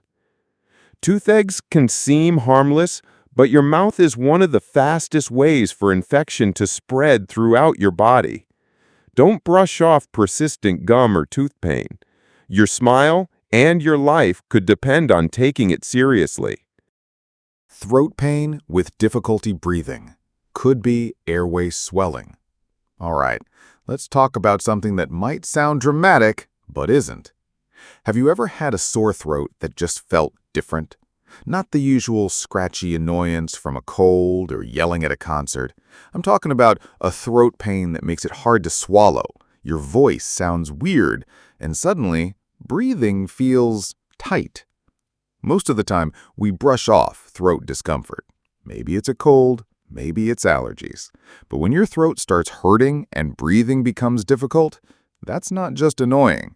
That's your body waving a massive, flashing red flag that says, hey, something serious is happening here. This isn't about your average sore throat. This is about potential airway swelling. And when your airway, the literal tube that keeps air moving into your lungs, starts narrowing, that's when things can go south fast. It's easy to underestimate throat pain. We've all had sore throats from time to time. You gargle some salt water, suck on a lozenge, and carry on. Plus, breathing might only feel slightly harder at first, or maybe you just sound a little hoarse. The tricky part? Airway swelling often creeps up gradually. By the time you realize how hard it is to breathe, things can escalate frighteningly fast. And let's be real, most of us aren't racing to the ER over a sore throat, even though we probably should. Sometimes people think, oh, it's probably strep, or maybe it's just allergies. But if you're struggling to breathe, swallow, or even speak clearly, that's a medical emergency waiting to happen. Let's clear up a few dangerous myths. First, if I can still breathe a little, it's fine. False. Even partial airway swelling can worsen quickly, turning a mild annoyance into a complete blockage in minutes. Second, it's just a sore throat. I'll tough it out. Look, bravery is great, but there's a line between toughing it out and ignoring a life-threatening situation. Third, this only happens to people with severe allergies. While allergy reactions are one cause, airway swelling can hit anyone, especially with certain infections or injuries. Bottom line, if your throat hurts and breathing feels restricted, don't play guessing games. Airway swelling, or upper airway obstruction, doesn't always feel dramatic at first. It can start subtly, like a sore, irritated throat, hoarseness or voice changes, mild difficulty swallowing, feeling like there's a lump in your throat. But as swelling progresses, you might notice increasing pain when swallowing, struggling to breathe, especially when lying down, high-pitched wheezing sounds or stridor when inhaling, difficulty speaking, visible swelling around your neck or under your chin, anxiety or panic as breathing worsens. In severe cases, breathing can become almost impossible and oxygen levels drop fast. Your lips might turn blue. You might feel faint. And at that point, waiting it out isn't an option. It's a full-blown emergency. Several things can cause airway swelling, including severe allergic reactions, anaphylaxis, often triggered by foods, insect stings, or medications. Infections, like epiglottitis, a dangerous swelling of the flap that covers your windpipe. Throat trauma, from choking, blunt injury or burns, hot liquids, chemicals, etc. Abscesses, deep infections in the throat tissues. Angioedema, a rapid swelling reaction, sometimes linked to medications like ACE inhibitors. Tonsillitis or peritonsillar abscess, causing localized swelling that can press on your airway. Children are especially vulnerable to airway swelling, but adults aren't immune. And some people have no obvious trigger. The swelling seems to come out of nowhere. The terrifying part? With certain causes, especially allergic reactions or infections, your airway can swell shut in a matter of minutes if untreated. Let's not sugarcoat this. Ignoring airway swelling is dangerous. If your throat continues to swell, your breathing gets more restricted, oxygen levels drop, you risk losing consciousness, complete airway obstruction can occur. Without immediate intervention, it can be fatal. This isn't fear-mongering, it's reality. People have died from ignoring throat pain and early breathing difficulties, thinking it would go away on its own. By the time they sought help, their airway was already critically narrowed. Even if you manage to push through the early symptoms, untreated airway swelling can lead to emergency intubation, a breathing tube placed down your throat, surgical airway procedures like a tracheostomy, long-term damage to your throat tissues. So when should you stop waiting and start acting? Get emergency medical attention if you experience throat pain combined with increasing difficulty breathing, a feeling of tightness or swelling in your neck, high-pitched wheezing sounds or stridor when inhaling, difficulty speaking, visible swelling around your neck or under your chin, rapid worsening of symptoms, especially after exposure to allergens or injury. In these situations, don't wait. Call emergency services or head straight to the nearest ER. Every minute counts when your airway is compromised. Throat pain might seem harmless at first glance, but when it's paired with breathing difficulties, it's not just discomfort. It's your body shouting for help. Trust that instinct. Your ability to breathe is literally on the line. Chest pain with cold sweats and dizziness could be a heart attack or serious arrhythmia. Okay, let's talk about a classic red flag your body throws at you: chest pain. But not just any chest pain. I mean the kind that shows up, brings along cold sweats, makes your head spin with dizziness, and leaves you thinking, uh-oh, this isn't right. We've all had little chest twinges. Maybe you pulled a muscle, maybe it's indigestion. But when that tight squeezing pain hits your chest, your forehead starts dripping sweat, and suddenly the room feels like it's tilting, that's not something to brush off. That could be your heart desperately trying to get your attention. And trust me, when your heart talks, you listen. Here's the dangerous part. People ignore this all the time. You'd be shocked how many folks delay getting help because they convince themselves it's nothing serious. Maybe it's just stress. Probably something I ate. I'll just lie down for a bit. Meanwhile, your heart could be fighting for oxygen, or your electrical system is throwing a tantrum. Both scenarios that can end very, very badly. One of the most common things I hear from heart attack survivors: I didn't think it was that serious. The dizziness felt like dehydration. The sweating, just anxiety. But ignoring these warning signs, that's how minor chest discomfort turns into a life-threatening situation. Let's clear up some of the biggest myths floating around out there. Myth 1. If it's a heart attack, the pain has to be unbearable. Not true. Some heart attacks feel like mild pressure or discomfort. It doesn't have to be excruciating to be dangerous. Myth 2. Only older people get heart problems. Nope. While age increases risk, young adults have heart attacks too, especially with family history, smoking, stress, or certain medical conditions. Myth 4. If the pain goes away, I'm fine. Wrong again. Some heart attacks have on and off symptoms. Just because the pain fades doesn't mean the danger's over. Bottom line, chest pain with cold sweats and dizziness is never something to downplay. So what does this dangerous pain actually feel like? It can vary, but common signs include a pressure, squeezing, or fullness in the center of your chest. Pain that might radiate to your left arm, shoulder, jaw, neck, or even your back. Cold, clammy sweating that seems out of proportion to your surroundings. Dizziness, lightheadedness, or feeling faint. Nausea or even vomiting. Shortness of breath, even if you're resting. A sense of impending doom. And yes, that's a real symptom. It doesn't always feel like the dramatic heart attack where someone clutches their chest and collapses. Sometimes it sneaks up subtly. That's why pairing chest discomfort with cold sweats and dizziness is such a huge red flag. And let's not forget arrhythmias. Irregular heartbeats like atrial fibrillation or ventricular tachycardia, which can compromise circulation. When your heart beats too fast, too slow, or totally out of rhythm, it messes with your circulation. That means less blood and oxygen reaching your brain and other vital organs. The result? Chest pain, cold sweats, and dizziness. sometimes even sudden collapse.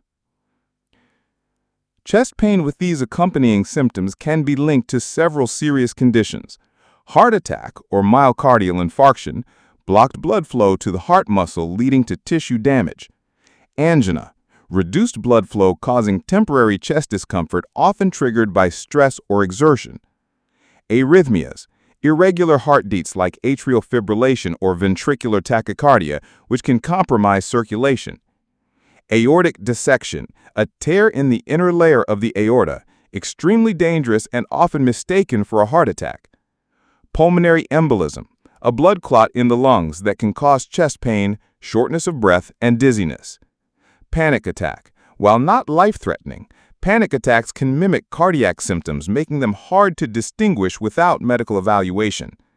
The scary part? These conditions don't always come with textbook symptoms. Sometimes they present with that uneasy combo of chest discomfort, cold sweats, and dizziness, and waiting it out can be a fatal mistake. Let's be blunt. Ignoring these symptoms can cost you your life.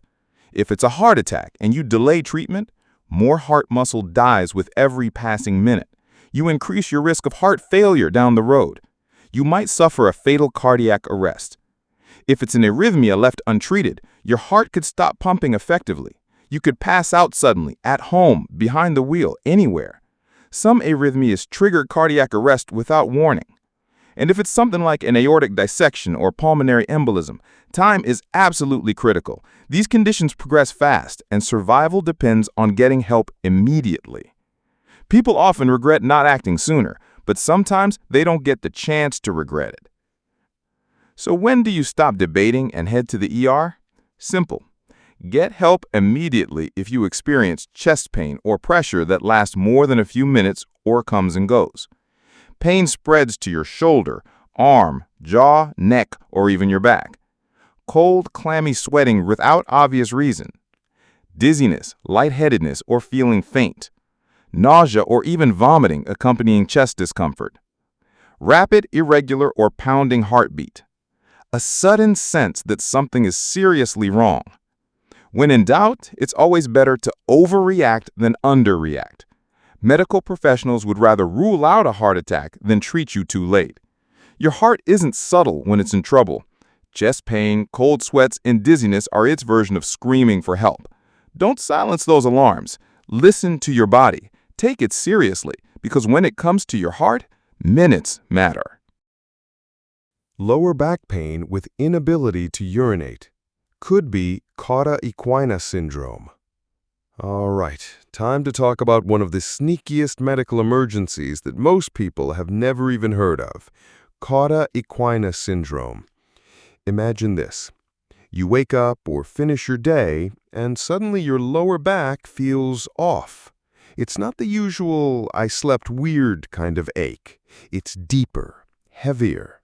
Maybe your legs feel strange. And weirdest of all, you realize you can't pee. You're trying. Nothing's happening. That combination? That's a massive red flag. Lower back pain that comes with the inability to urinate isn't just an annoying inconvenience. It could be your spine, your nerves, your bladder, all in crisis mode. And if you ignore it, things can go downhill fast. Let's be honest. Back pain is so common these days, it's basically a modern lifestyle accessory. You lift something wrong, sit too long, sleep in a weird position, your back complains. So when your lower back starts aching, most people shrug it off. The bladder issue? That gets blamed on dehydration, nerves, maybe even just holding it in too long. But when your back pain and bladder problems team up, that's when it's easy to miss how serious things really are. You might think, I probably pulled a muscle. Maybe I'm just constipated. It'll get better after I rest. And all the while, your nerves could be getting squeezed permanently. Time to bust some dangerous myths around this. Myth number 1. Only people with severe injuries get Cauda equina syndrome. Wrong. It can happen after mild disc herniation. especially if untreated. Myth number 2. If you can walk, your spine's fine. False. You can still have nerve compression causing bladder dysfunction even if you're mobile. Myth number 3. Back pain isn't an emergency. Usually true, unless it comes with numbness, bladder problems, or leg weakness. Then, huge emergency. Myth number 4. The inability to pee is just dehydration or anxiety. Sometimes, but combined with back pain, think bigger. Your nerves might be under siege. The danger lies in brushing this off as something minor, when in reality, your spinal nerves could be in real trouble. So how does this actually feel? Let me paint the picture. It often starts with lower back pain, sometimes dull, sometimes sharp, pain radiating to the legs, often both sides, though sometimes just one, numbness or tingling, especially in the inner thighs, buttocks, or the area you'd sit on, called saddle anesthesia. Weakness in the legs, feeling wobbly or unsteady. Bladder dysfunction, ranging from trouble starting to pee, feeling like you can't empty your bladder, or complete inability to urinate. Bowel issues, like incontinence or constipation. Sexual dysfunction, which might be the first clue for some people. The weirdest part is, some symptoms sneak in slowly, others hit fast. But either way, once bladder or bowel problems show up, that's DEFCON 1 for your spine. The root problem here is compression of the Cauda equina, the bundle of nerves at the base of your spine that controls your bladder, bowels, legs, and more. Common culprits include severe herniated disc pressing on the nerve roots, spinal stenosis, narrowing of the spinal canal, tumors either in the spine or pressing on the nerves, trauma like a bad fall or car accident, spinal infections or abscesses, though rare, can compress the Cauda equina, inflammatory conditions such as severe arthritis around the spine. Whatever the cause, the result is the same: nerve compression that can lead to permanent damage if not treated quickly. Here's the harsh truth. Cauda equina syndrome is a medical emergency, and time is not on your side. Ignore the warning signs, and you risk permanent paralysis, often in the legs. Permanent loss of bladder or bowel control, meaning catheters, diapers, and lifelong management. Chronic nerve pain, numbness, and weakness that never fully goes away. Sexual dysfunction, often irreversible. The longer the nerves stay compressed, the lower your chances of recovery. That's why delaying treatment, even by a few hours, can mean the difference between walking and being wheelchair-bound or living with constant, irreversible problems. Don't gamble with your spine. Seek immediate medical attention if you experience severe lower back pain combined with difficulty urinating, numbness or tingling in the saddle area, inner thighs, buttocks, or genitals, new or worsening leg weakness, loss of control over bladder or bowels, severe sciatica that suddenly worsens or affects both legs, sexual dysfunction that appears with back pain. If you're reading this and thinking, well, I have some of these, but it's probably not that serious, stop right there. It might not be serious, but the consequences of waiting to find out are simply not worth the risk. Doctors often say, time is the spine, meaning the sooner you get evaluated and treated, the better your odds of recovery. Lower back pain happens to everyone, but when it comes with bladder trouble or numbness where it shouldn't be, that's not just an inconvenience, that's a medical emergency. Don't wait it out. Don't brush it off. Listen to your body, because your nerves, they don't send distress signals for nothing. Sudden knee pain worsening after a minor injury could be a ligament tear or hidden fracture. Okay, let's talk knees. Those hard-working, often underappreciated joints holding up your entire body. You know the feeling. You trip on the stairs, twist a little while getting out of the car, or land funny while playing a quick game of pickup basketball. It hurts for a second, but you shake it off because, hey, it wasn't a major fall or a huge collision. But then, a few hours later, the knee starts to throb. Walking feels off. Maybe it swells up. And bending it, forget about it. That's when that little voice in your head starts wondering, wait, could this be something serious? Truth is, yes. Even a minor knee injury can hide a major problem, like a torn ligament or a hidden fracture that can mess up your mobility for months if you ignore it. We've all done it. You tweak your knee, feel a bit of discomfort, and think, it's fine, probably just bruised. Maybe ice it for a day or pop some painkillers, but that's it. And the knee, it kind of cooperates until it doesn't. See, the knee is one of those joints that can fake being okay. Swelling may be mild at first. You might still walk, maybe with a limp, maybe stiff. But because you're not writhing on the floor in agony, you convince yourself it's nothing. Big mistake.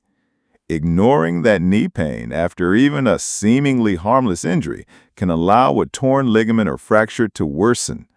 And by the time you finally get it checked, the damage might be done. Let's bust some classic myths people love to tell themselves after a knee injury. Myth 1. If I can still walk, nothing's broken. Totally false. Small fractures or ligament tears can still allow limited movement at first. Myth 2. It's just a sprain. Rest will fix it. Maybe. Or maybe that sprain is a partial ligament tear that needs real treatment. Myth 3. If the pain wasn't immediate, it's not serious. Wrong again. Some knee injuries swell or stiffen gradually, not right away.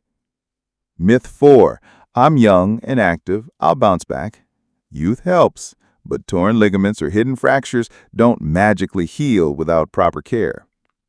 Bottom line, downplaying your knee pain after a minor injury is one of the fastest ways to turn a small problem into a long-term one. So what does this kind of sneaky, dangerous knee pain actually feel like? Let's break it down. After a minor incident, a small twist, an awkward landing, or a bump, you might experience initial discomfort or mild pain, often brushed off as nothing. Swelling, sometimes immediate, but often delayed. Stiffness, making it hard to fully bend or straighten your knee. Instability, like your knee feels weak or might give out. Worsening pain, especially when walking, climbing stairs, or bearing weight. A popping sound or sensation, which can happen during the injury but be ignored. In more severe cases, you can't fully straighten your leg. The pain localizes to one specific area, like along the joint line or around the kneecap. Bruising appears. You struggle to put weight on the leg. What's tricky is that many people still try to walk it off, but inside, a ligament might be partially torn. The meniscus, that cushioning cartilage, could be ripped, or worse, there's a small fracture hidden beneath the swelling. So what's actually going on beneath the surface when this happens? The knee is a complex joint with bones, ligaments, tendons, and cartilage all working together. After a minor injury, you could be dealing with partial or complete ligament tears like the ACL or MCL. Meniscus tear, the cartilage that cushions the knee, especially common with twisting injuries. Hidden fracture, a small crack in the kneecap, tibia, or femur that doesn't always show immediate severe symptoms. Patellar dislocation, where the kneecap shifts out of place but sometimes relocates itself, masking the severity. Tendon strain or tear, particularly the quadriceps or patellar tendons. The scary part? Some of these injuries won't heal properly without intervention, and walking on them can make it worse. Think knee injuries heal on their own? Sometimes, but not always. Ignoring worsening knee pain can lead to chronic instability, where your knee feels like it might buckle anytime. Arthritis accelerated by untreated damage to the joint. Reduced range of motion, making it bending or straightening your leg difficult. Muscle masting, especially around the thigh as you avoid using the injured leg. Permanent ligament damage requiring surgery. Long-term mobility problems impacting sports, daily life, even simple walking. In short, that minor injury can sideline you far longer than you expect, and sometimes permanently. So when is it time to stop being stubborn and see a doctor? Here are your red flags. Pain that worsens over time instead of improving. Noticeable swelling, especially if it keeps increasing. Instability, where your knee feels wobbly or gives out. Inability to fully bend or straighten the knee. Visible deformity, like your kneecap looking out of place. Pain when bearing weight, especially if it feels short or deep inside. And definitely don't wait if you heard a pop and your knee swelled up fast. You feel numbness or tingling below the knee. The pain prevents you from walking normally. An X-ray or MRI can reveal hidden fractures or torn ligaments, and the sooner you catch them, the better your chances of full recovery. Your knees are incredible, but they're not invincible. Even a minor injury can hide something serious beneath the surface. If your knee pain worsens after what seemed like a small twist, bump, or fall, don't tough it out. Get it checked. Because protecting your knees today, that means staying mobile, active, and pain-free for years to come. Pain in the upper right abdomen could be gallbladder inflammation. Okay, let's talk about a sneaky kind of pain that a lot of people love to ignore. It creeps in under the radar, often after a big, delicious meal, maybe something greasy, creamy, or deep-fried. You lean back, satisfied, and suddenly, this uncomfortable, nagging pain starts brewing in the upper right side of your abdomen, just under your rib cage. At first you think, maybe it's gas, maybe I ate too fast. But the pain lingers. Sometimes it gets sharper. Sometimes it radiates to your back or shoulder. And if you've been brushing this off, thinking it's just indigestion, you might be missing a major red flag from your body. That pain? It could be your gallbladder trying to tell you something is seriously wrong. It's way too easy to dismiss upper right abdominal pain. We've all been there. You eat something heavy, maybe greasy fast food, pizza, or ice cream. You feel bloated, maybe a little uncomfortable, and you figure it'll pass.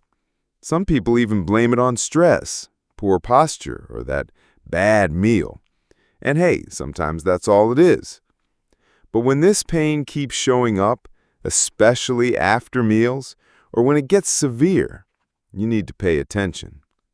A lot of people ignore it because gallbladder problems can start off mild. Maybe it only happens once in a while. Maybe you pop an antacid or lay down and feel better. But the longer you ignore the signs, the more you risk turning a manageable gallbladder issue into a full-blown medical emergency. Let's clear up some myths about this kind of pain before they steer you in the wrong direction. Myth 1. It's just heartburn. Not always. Heartburn usually causes burning pain in the chest or throat, not sharp pain under your right ribs.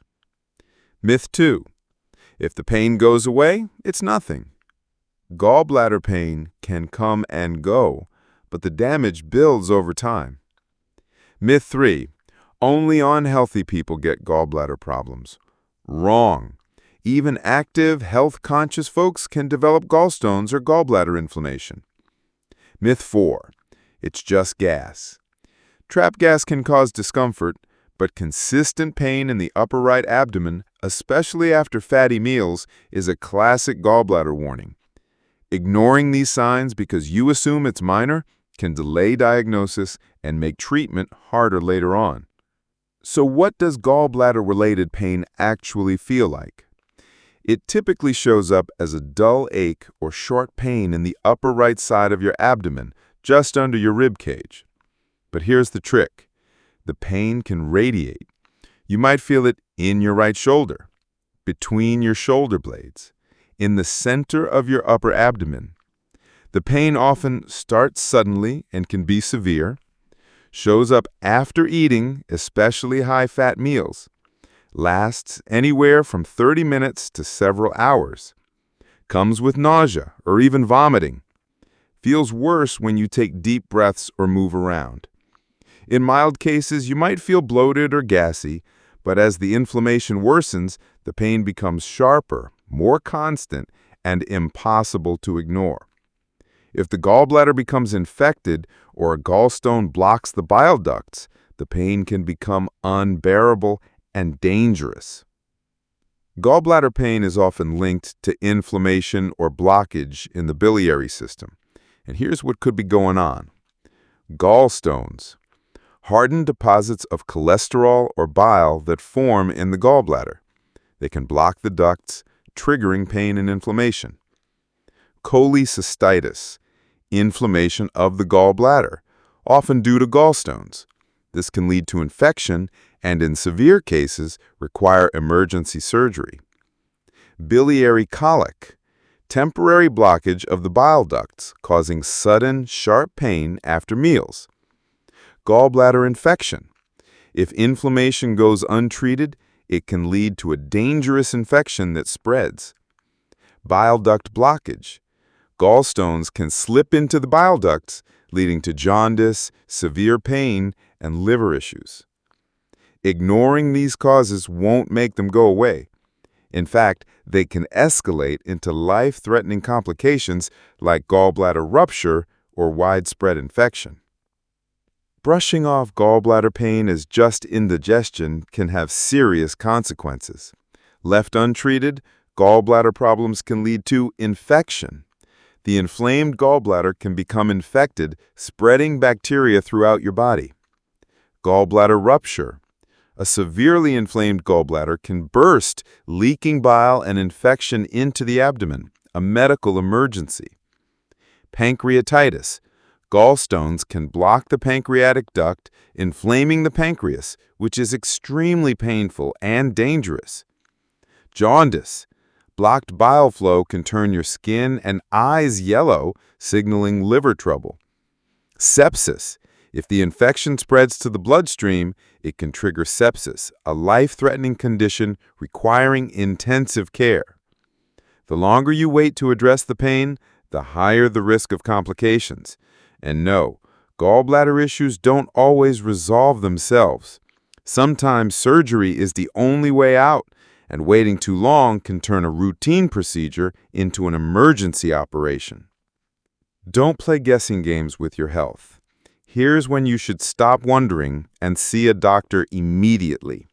Sharp, persistent pain in the upper right abdomen that doesn't improve after a few hours. Pain radiating to your right shoulder or back. Nausea or vomiting that accompanies the pain. Fever or chills, which can signal infection. Yellowing of the skin or eyes, jaundice. Pale-colored stools or dark urine indicating bile flow blockage. Tenderness or swelling in the upper right abdomen. And if the pain becomes unbearable, your abdomen feels rigid or you have difficulty breathing, don't wait. That could mean your gallbladder has ruptured or you're facing a serious infection. Get to the ER immediately. Your gallbladder may be small, but when it acts up, it makes itself known, and ignoring the signs can land you in a hospital bed fast. That nagging upper right abdominal pain, especially after fatty meals, isn't something to shrug off. Listen to your body, get it checked, because catching gallbladder problems early can save you from pain, surgery, and dangerous complications down the line. Pain when urinating, accompanied by fever, could be a kidney infection. All right, Let's talk about a type of pain that most people think is just a simple urinary tract infection, but in reality, it can snowball into something way more dangerous. Imagine this. You go to the bathroom, it burns, it stings, you wince every time you try to pee, and now you've got chills, maybe a fever, maybe your back starts aching too. At first, you think it's nothing major. Maybe you didn't drink enough water, maybe it's another annoying UTI. But here's the thing. When painful urination teams up with fever and back pain, you could be dealing with a kidney infection. And that's no joke. It's easy to brush off these symptoms, especially if you've had a UTI before. You might think, it's probably just another bladder infection, I'll drink cranberry juice and it'll pass. I don't have time to deal with this. Sound familiar? Tons of people tough it out, assuming the discomfort will fade. The problem is, when bacteria from your bladder climb up to your kidneys, you're stepping into dangerous territory. Your kidneys aren't built to handle infection, and ignoring the warning signs gives the bacteria more time to wreak havoc. Let's clear up some common myths that keep people from taking this seriously. Myth 1. If it's a kidney infection, my side will hurt a lot. Not always. Early kidney infections can feel like mild back pain or even abdominal discomfort. Myth 2. I'll know it's serious if I can't pee. Actually, most kidney infections still allow you to urinate, it just burns and feels uncomfortable. Myth 3. Cranberry juice or over-the-counter meds can fix it. Cranberry products may help to prevent mild UTIs, but they won't cure a full-blown kidney infection. Myth 4. Only women get these infections. While women are prone to UTIs, men can absolutely get kidney infections, and when they do, it's often more severe. Believing these misconceptions delays treatment, allowing the infection to spread and potentially damage your kidneys permanently. So what exactly does kidney infection pain feel like? It often starts subtly and ramps up quickly. The telltale signs include a burning or stinging sensation when you pee, increased urgency or frequency, you feel like you constantly need to go, even if barely anything comes out, pain in your lower back, side, or flank, usually on one side, right where your kidney sits, fever and chills, your body's way of fighting off the infection, nausea or vomiting in more severe cases, cloudy, foul-smelling, or bloody urine. The pain might start in your lower abdomen and creep up to your back. It can feel dull and achy or sharp and stabbing, depending on how advanced the infection is. If left untreated, this isn't just discomfort, it's your kidneys under attack. Kidney infections, also known as pyelonephritis, usually develop when bacteria travel from your bladder or urethra up into your kidneys. Here's how that happens. Untreated UTIs, most kidney infections, start as simple bladder infections that were ignored or improperly treated. Obstructions, kidney stones, enlarged prostate, or anything that blocks urine flow can allow bacteria to build up and cause infection. Weakened immune system, diabetes, chronic illnesses, or medications that suppress immunity increase your risk. Urinary reflux. In some people, urine flows backward from the bladder toward the kidneys, carrying bacteria with it. Catheter use. Long-term catheter placement can introduce bacteria directly into the urinary tract. Once bacteria reach your kidneys, they multiply rapidly, triggering inflammation, swelling, and pain. In severe cases, the infection can enter your bloodstream, leading to sepsis, a life-threatening condition. Brushing off painful urination and fever as just a UTI can have serious consequences. Left untreated, a kidney infection can permanently damage kidney tissue, reduce kidney function over time, lead to kidney abscesses, pockets of pus that require surgery, trigger sepsis, a bloodstream infection that can cause organ failure and death, increase the risk of chronic kidney disease, For pregnant women, untreated kidney infections can lead to premature labor and low birth weight. This isn't just about discomfort. Your overall health is on the line. The sooner you treat it, the better your chances of avoiding complications. Don't gamble with your health. Get medical attention immediately if you experience painful urination that lasts more than a day or worsens, fever above 100.4 degrees Fahrenheit, 38 degrees Celsius, especially with chills, pain in your back, side, or lower abdomen, nausea or vomiting along with urinary symptoms, cloudy, foul-smelling, or bloody urine, feeling weak, dizzy, or confused, signs the infection may have spread. If you notice these symptoms, especially a combination of fever, back pain, and urinary problems, don't wait. Kidney infections can escalate fast. You may need antibiotics and, in severe cases, hospitalization with IV fluids and medications. Your body's warning signs are never random. Painful urination combined with fever isn't something to tough out or ignore. It's your kidneys crying for help. Left unchecked, a simple infection can spiral into permanent damage or life-threatening illness. The good news is, kidney infections are treatable if you catch them early. Listen to your body, respect the signals, get checked, because your kidneys are way too important to gamble with. Ear pain with high fever could be a severe ear infection or mastoiditis. Ear pain. We've all felt it at some point, maybe from swimming, maybe after a cold, maybe when flying on an airplane. Usually, it's annoying but harmless. Pop your ears, take a painkiller, and it fades away. But what happens when that earache comes with a high fever? When it's not just discomfort, but sharp, throbbing pain? Your ear feels hot, and suddenly your whole head feels off. That's when things stop being simple. Because ear pain plus a high fever isn't always a minor ear infection. Sometimes it's a sign of something more dangerous, like a severe middle ear infection or even mastoiditis, an infection in the bone behind your ear that can turn into a real medical emergency.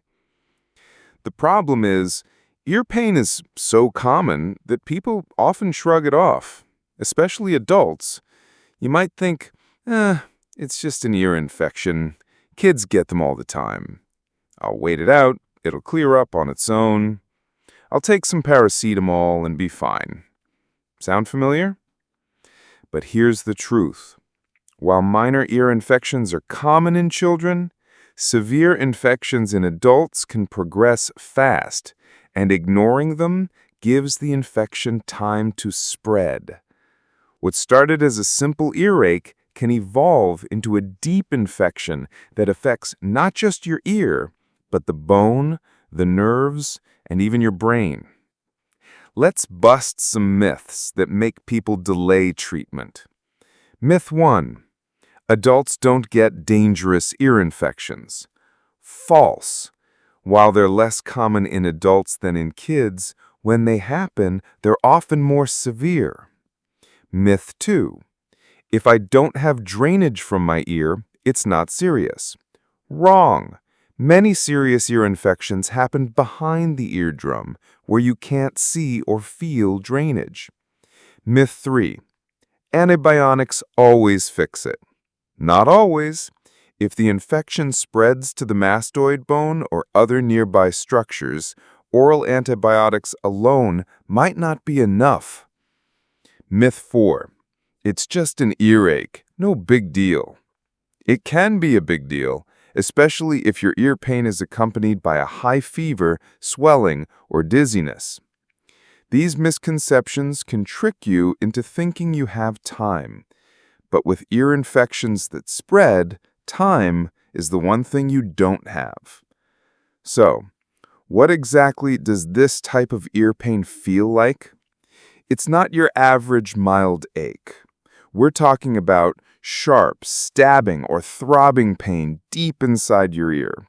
pain that worsens when you touch your ear or the area behind it, swelling or redness behind the ear, difficulty hearing or muffled sounds, a sense of fullness or pressure inside the ear, high fever, often above 38 degrees Celsius or 100.4 degrees Fahrenheit, headache or general feeling of being unwell.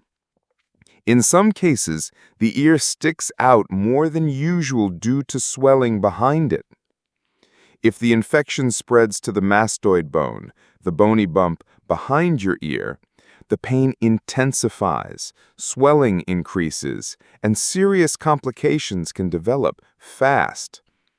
Severe ear pain with fever often points to one of two conditions. 1. Acute otitis media, middle ear infection, common after a cold or sinus infection. Fluid builds up behind the eardrum, trapping bacteria. Pressure builds, causing pain and fever. In some cases, the eardrum can rupture, causing drainage. 2. Mastoiditis, an infection of the mastoid bone, can develop if a middle ear infection isn't treated properly. Bacteria spread from the middle ear into the mastoid bone. The bone becomes inflamed, filled with infected material. This can lead to abscesses, bone destruction, and spread to the brain. People with weakened immune systems, diabetes, or chronic ear infections are at higher risk. But mastoiditis can happen to anyone, even healthy adults, especially if they delay treatment.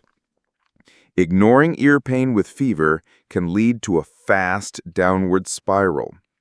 Untreated severe ear infections or mastoiditis can cause permanent hearing loss.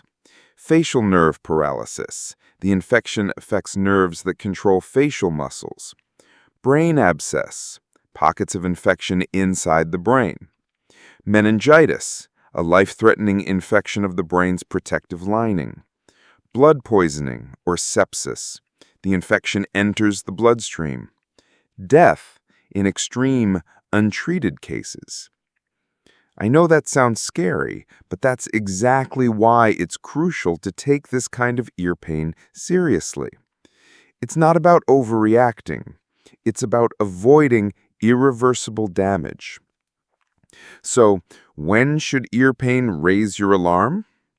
Seek medical attention urgently if you experience severe ear pain that doesn't improve within 24 hours. High fever along with ear pain. Swelling, redness, or tenderness behind the ear. The ear appears pushed forward or sticks out unnaturally. Hearing loss, ringing in the ear or muffled sounds. Dizziness, balance problems, or vertigo.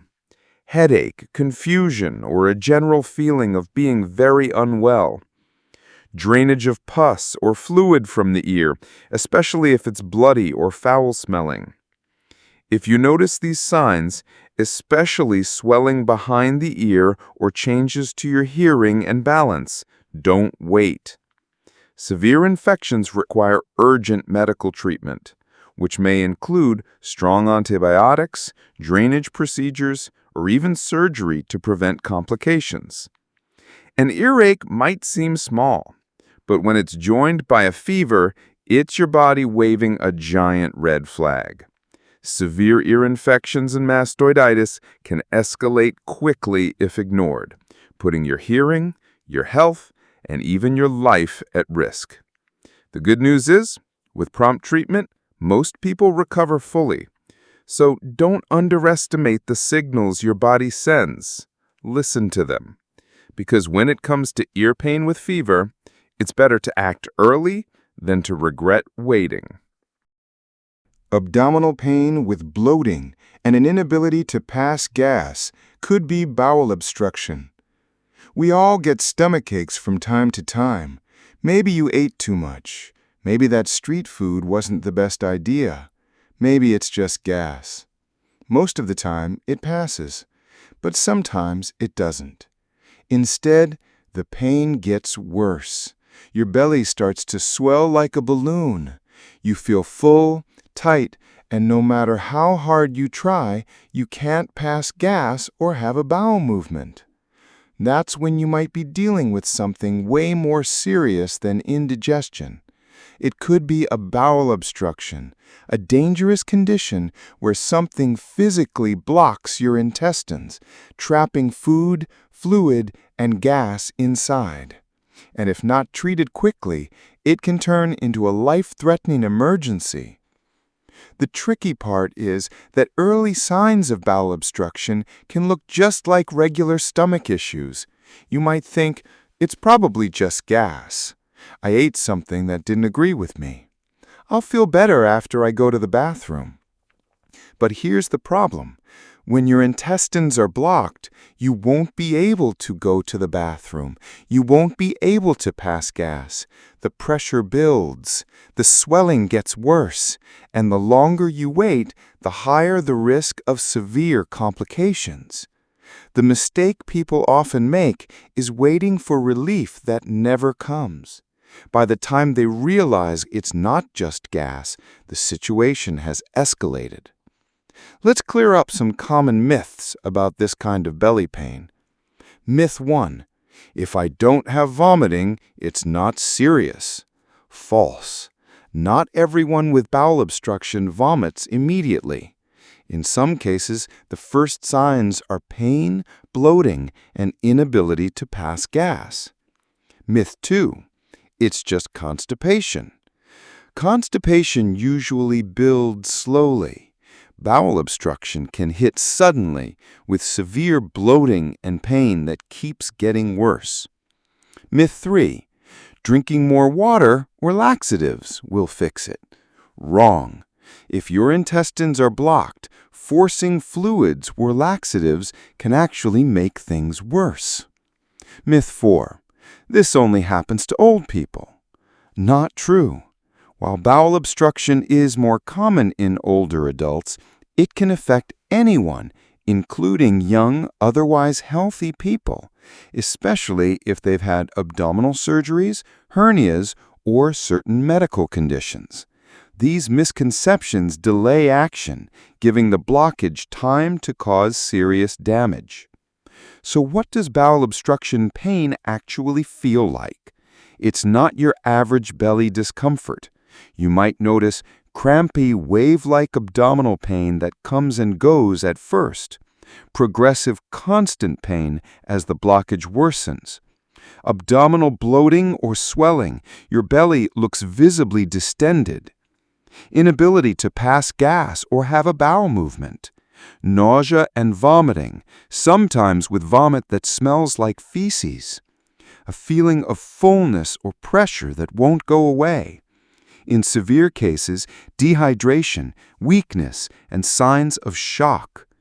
The pain usually starts off as intermittent cramps, but as the blockage worsens, the pain becomes more constant and severe.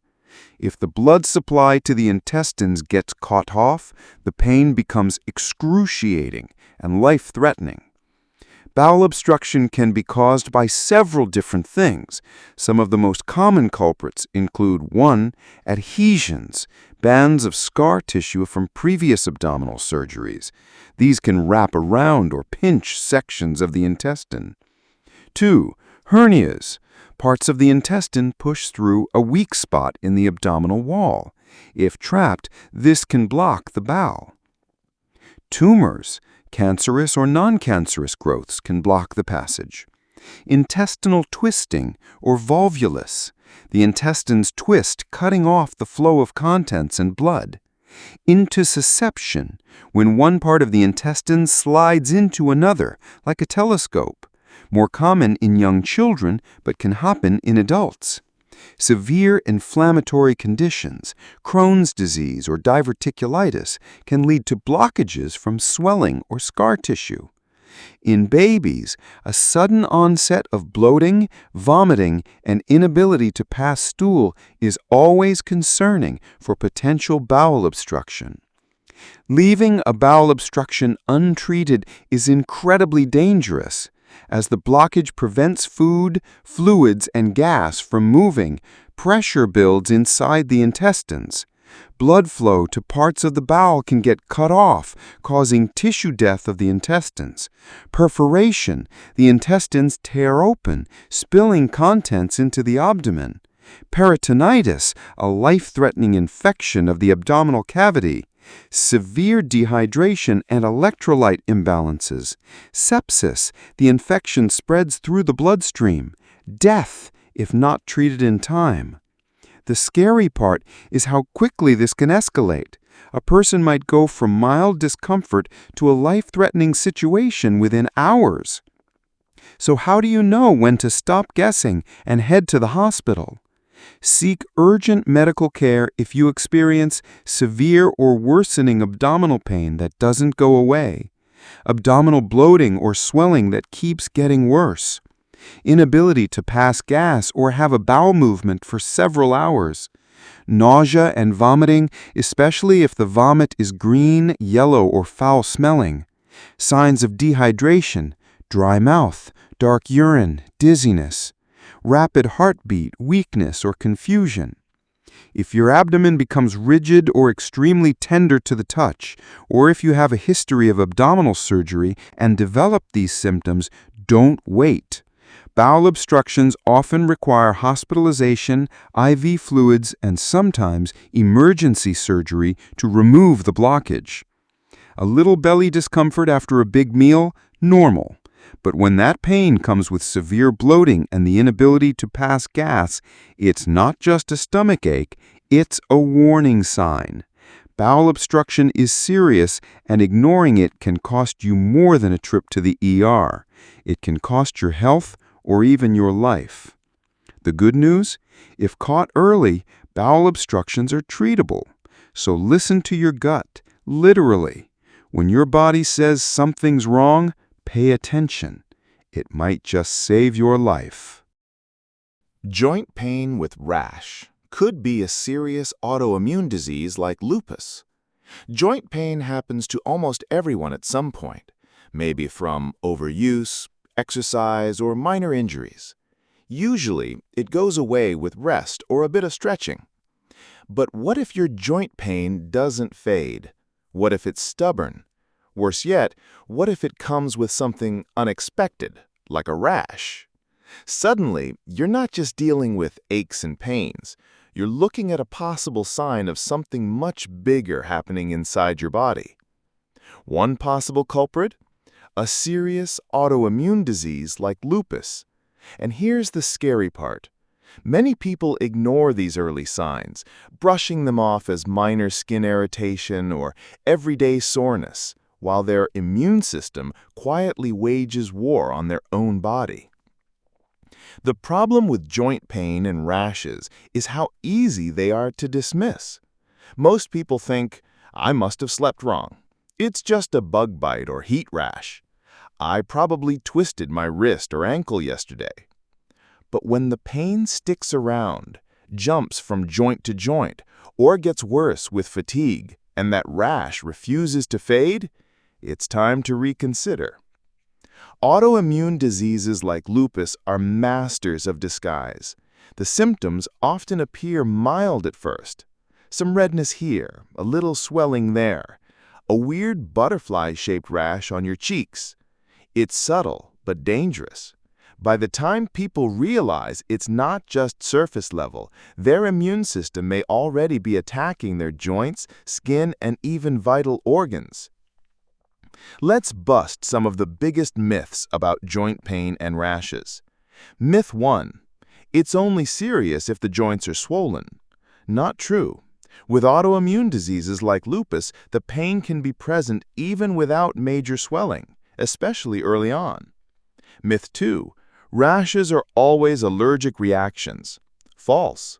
While some rashes are triggered by allergies, many autoimmune diseases cause distinctive rashes unrelated to external irritants. Myth 3. Young, healthy people don't get autoimmune diseases. Absolutely wrong. Lupus, for example, often affects women between the ages of 15 and 44, many of whom appear otherwise healthy. Myth 4.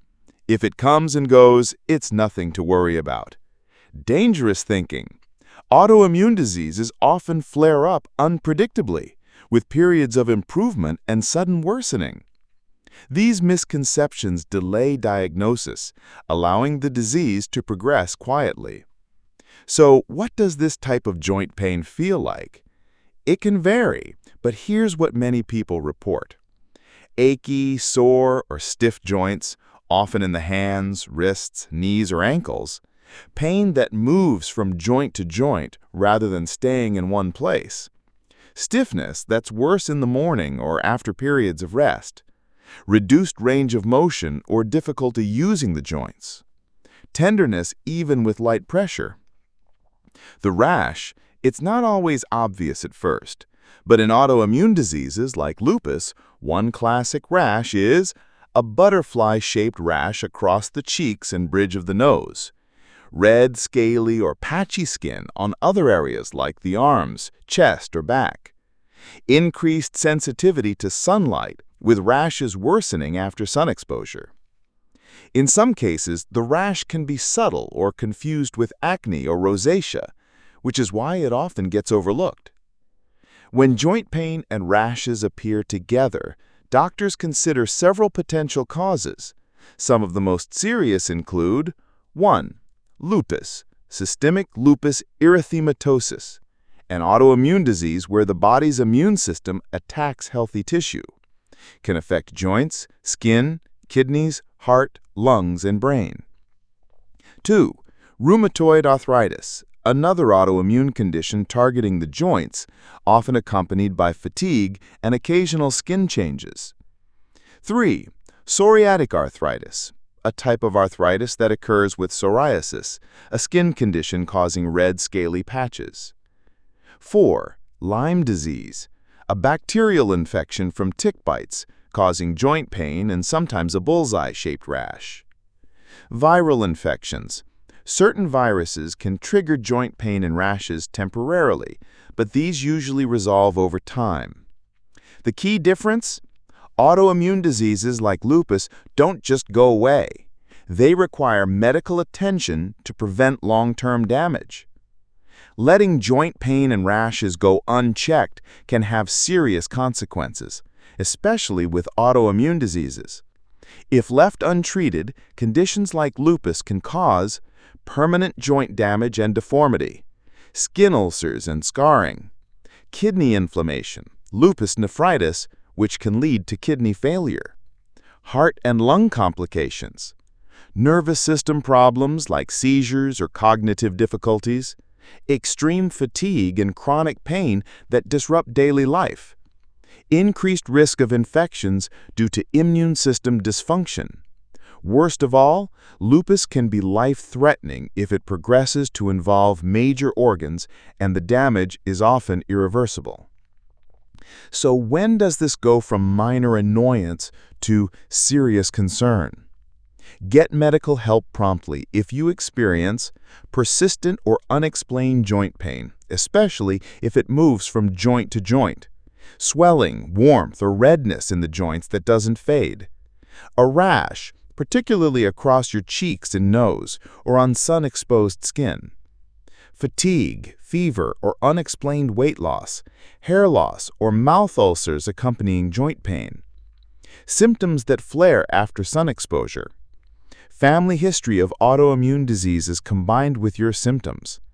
Early diagnosis and treatment can make a huge difference, helping control the disease, reduce flares, and prevent long-term damage.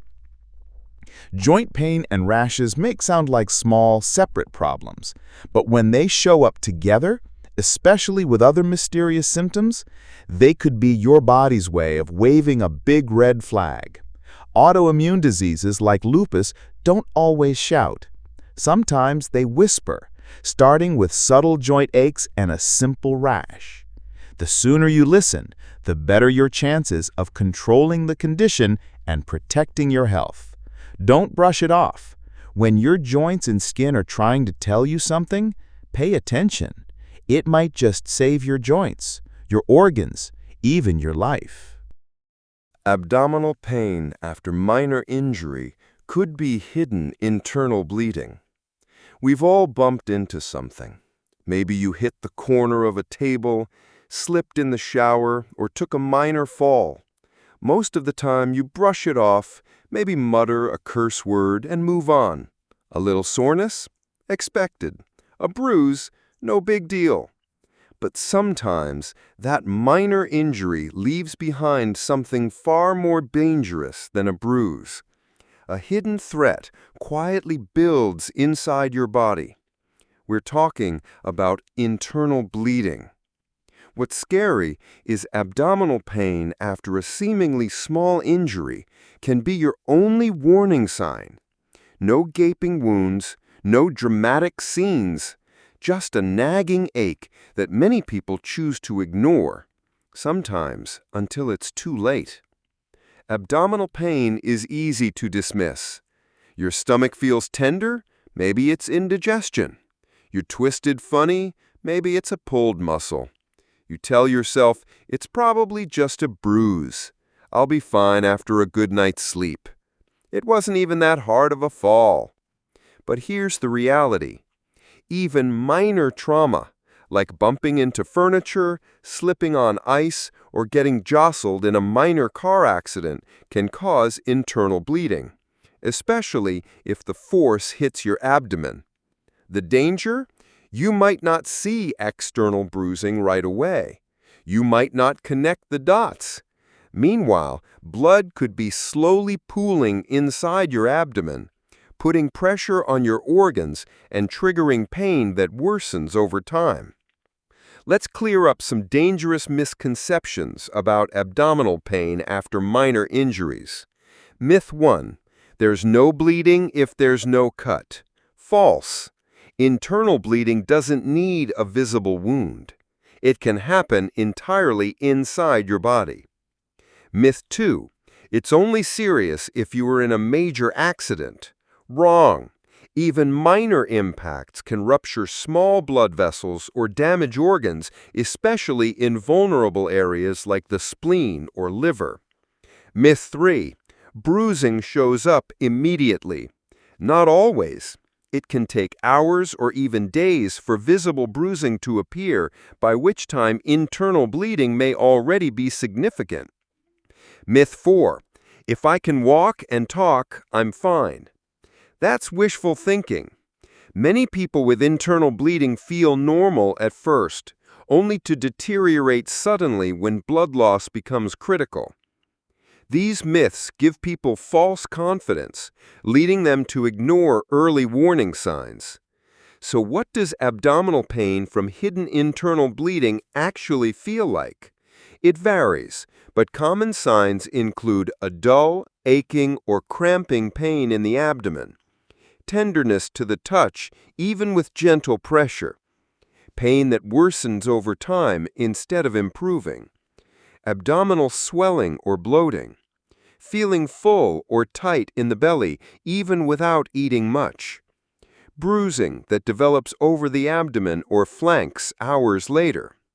In severe cases, internal bleeding can irritate the abdominal lining or put pressure on organs, making the pain sharp or severe.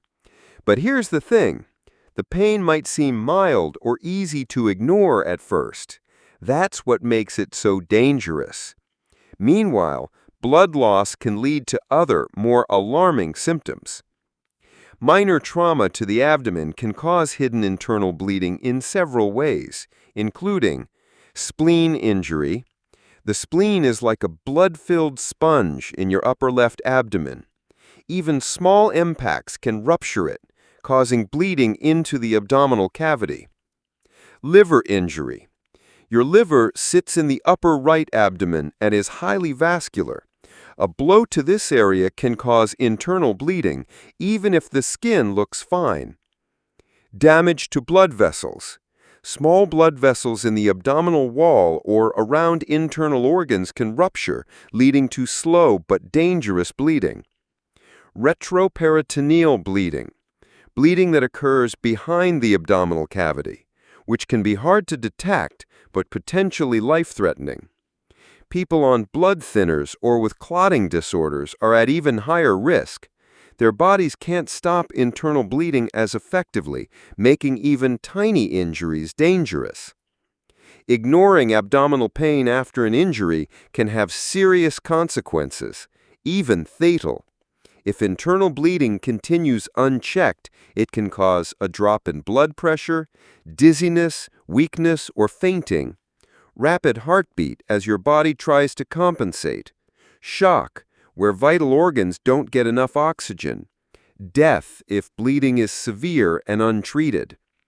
Additionally, blood pooling inside the abdomen can irritate the abdominal lining, worsening pain and swelling, compress organs like the stomach or intestines, affecting digestion, lead to organ damage or failure. And the scariest part? Many people look perfectly normal on the outside until their condition suddenly deteriorates. Don't wait for visible bruises or dramatic symptoms. Seek urgent medical help if you experience abdominal pain that persists or worsens after even a minor injury, tenderness or swelling in the abdomen, visible bruising over the belly, especially hours after impact, feeling dizzy, faint, or unusually weak, rapid heartbeat or shallow breathing, pale, cool, or clammy skin, signs of shock, confusion, extreme fatigue, or loss of consciousness. If you're on blood thinners, the threshold for concern is even lower. Even a small bump to the abdomen requires medical evaluation. Abdominal pain after a minor injury isn't always just a bruise. Sometimes it's your body's quiet warning that something dangerous is happening beneath the surface. Internal bleeding doesn't make a scene. It sneaks up on you. It hides behind normal-looking skin and whispers aches. But ignoring it gives it time to turn deadly. So the next time you take a tumble or bump into something and your belly starts to ache, listen to your body. Don't assume it's nothing. That small pain could be your biggest warning sign. Headache after minor head injury could be a subdural hematoma. We all bump our heads sometimes. You misjudge the kitchen cabinet. You hit your head getting into the car. Maybe you slip and fall, but you get up, feeling a little embarrassed and maybe with a sore bump.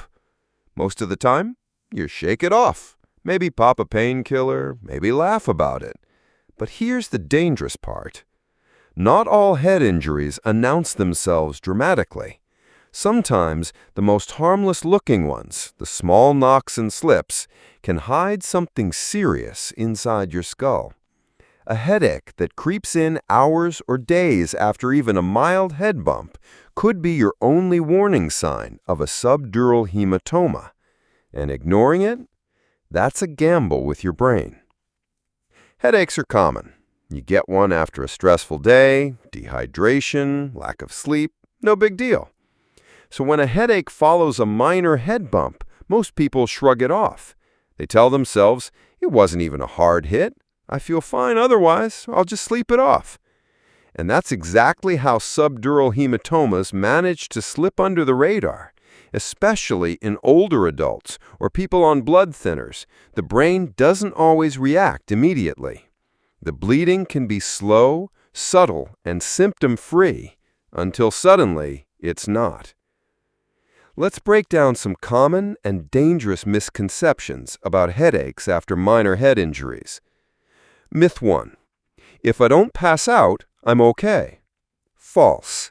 Many people with subdural hematomas never lose consciousness initially. Myth 2. There's no visible injury, so it's nothing.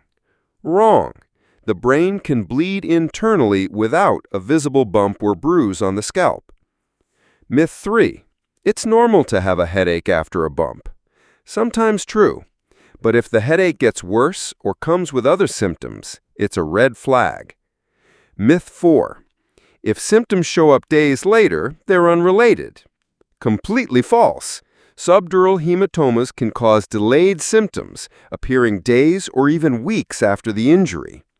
These myths make people dangerously comfortable, ignoring warning signs their brain is giving them. So what exactly does a headache from a subdural hematoma feel like? It can start mild, like typical tension or dull aching, but it often gets worse with time.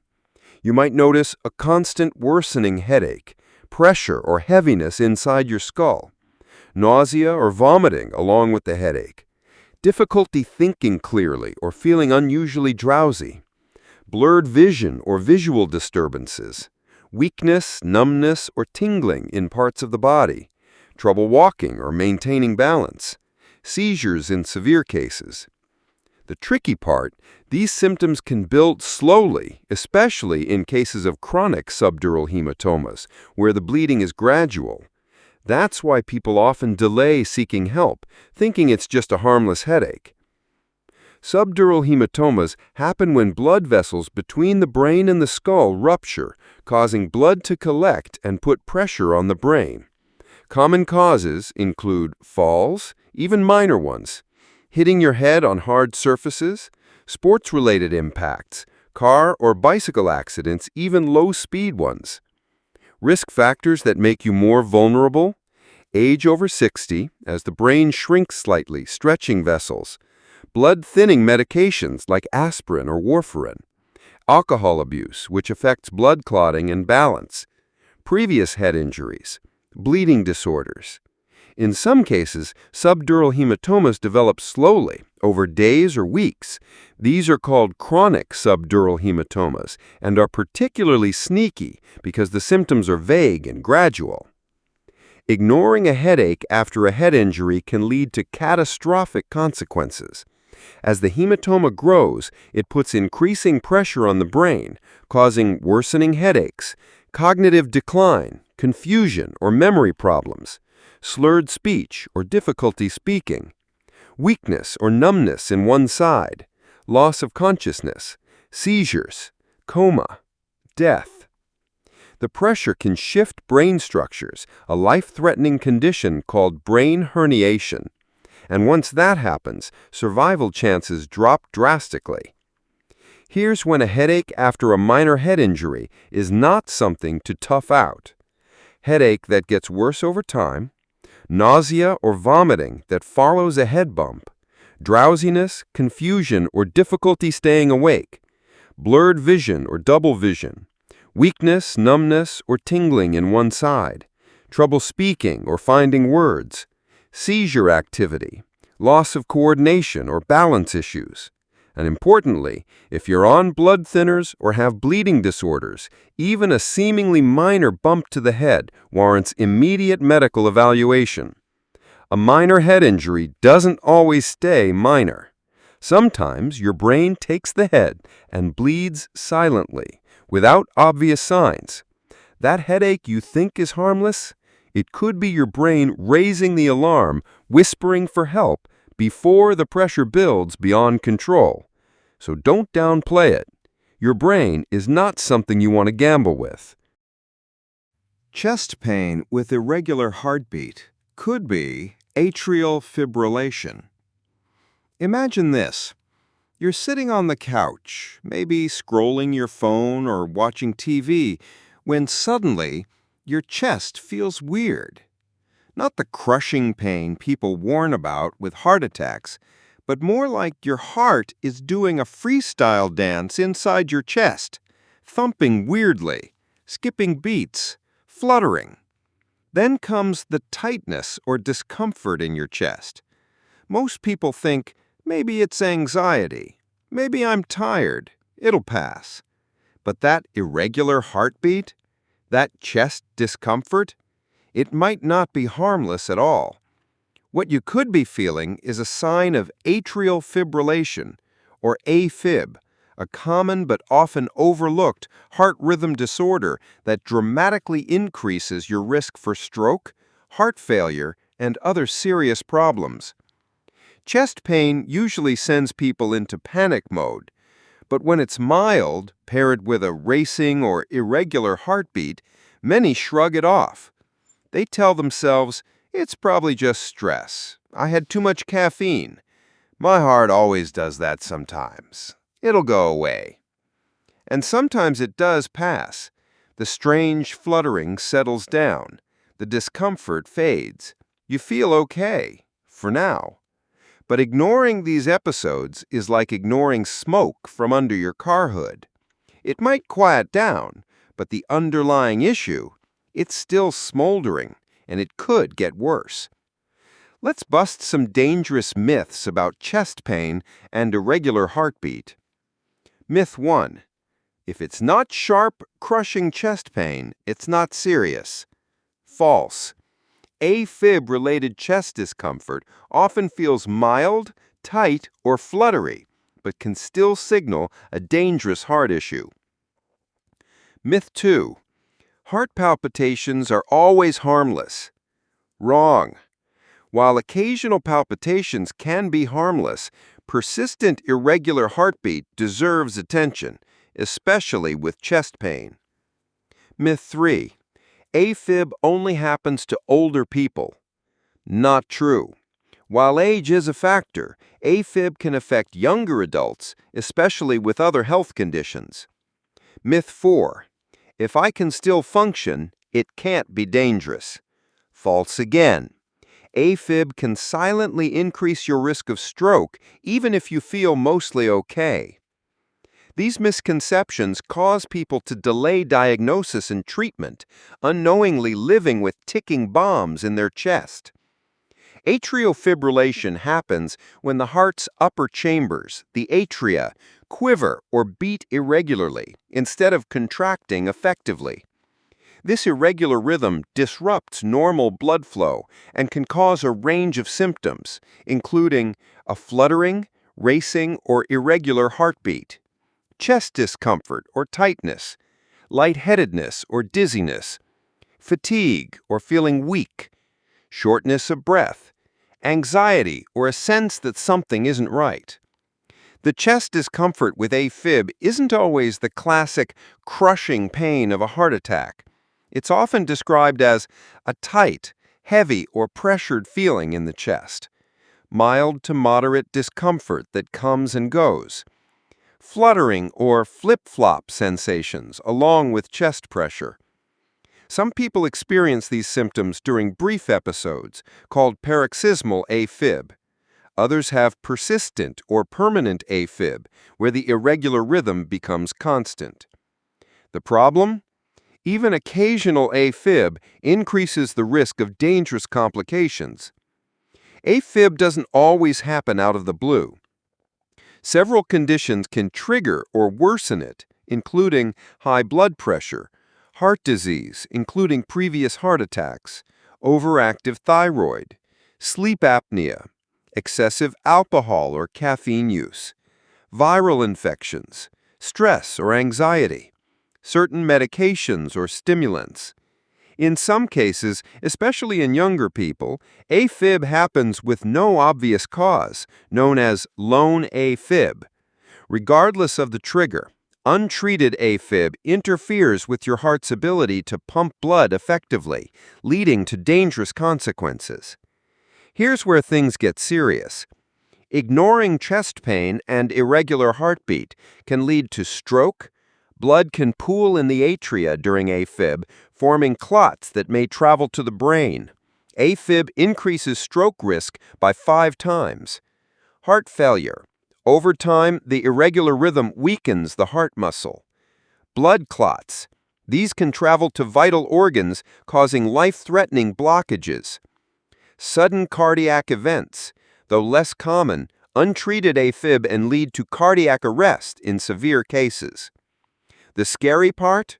Some people with AFib have minimal symptoms but still carry a dangerously high stroke risk.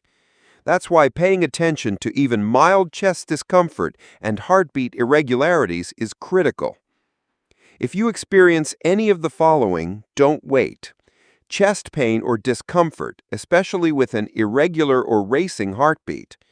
Noticeable fluttering or pounding in your chest that doesn't stop. Feeling faint, dizzy, or lightheaded. difficulty breathing or shortness of breath, sudden weakness or numbness on one side of the body, trouble speaking, vision problems, or severe headache. These are signs of a possible stroke. Even if symptoms seem mild or pass quickly, recurring episodes warrant a visit to your doctor. Only proper testing, like an ECG or heart monitor, can confirm AFib. Chest pain and a weird, irregular heartbeat aren't always dramatic. Sometimes they sneak up quietly, feeling like nothing more than anxiety or fatigue.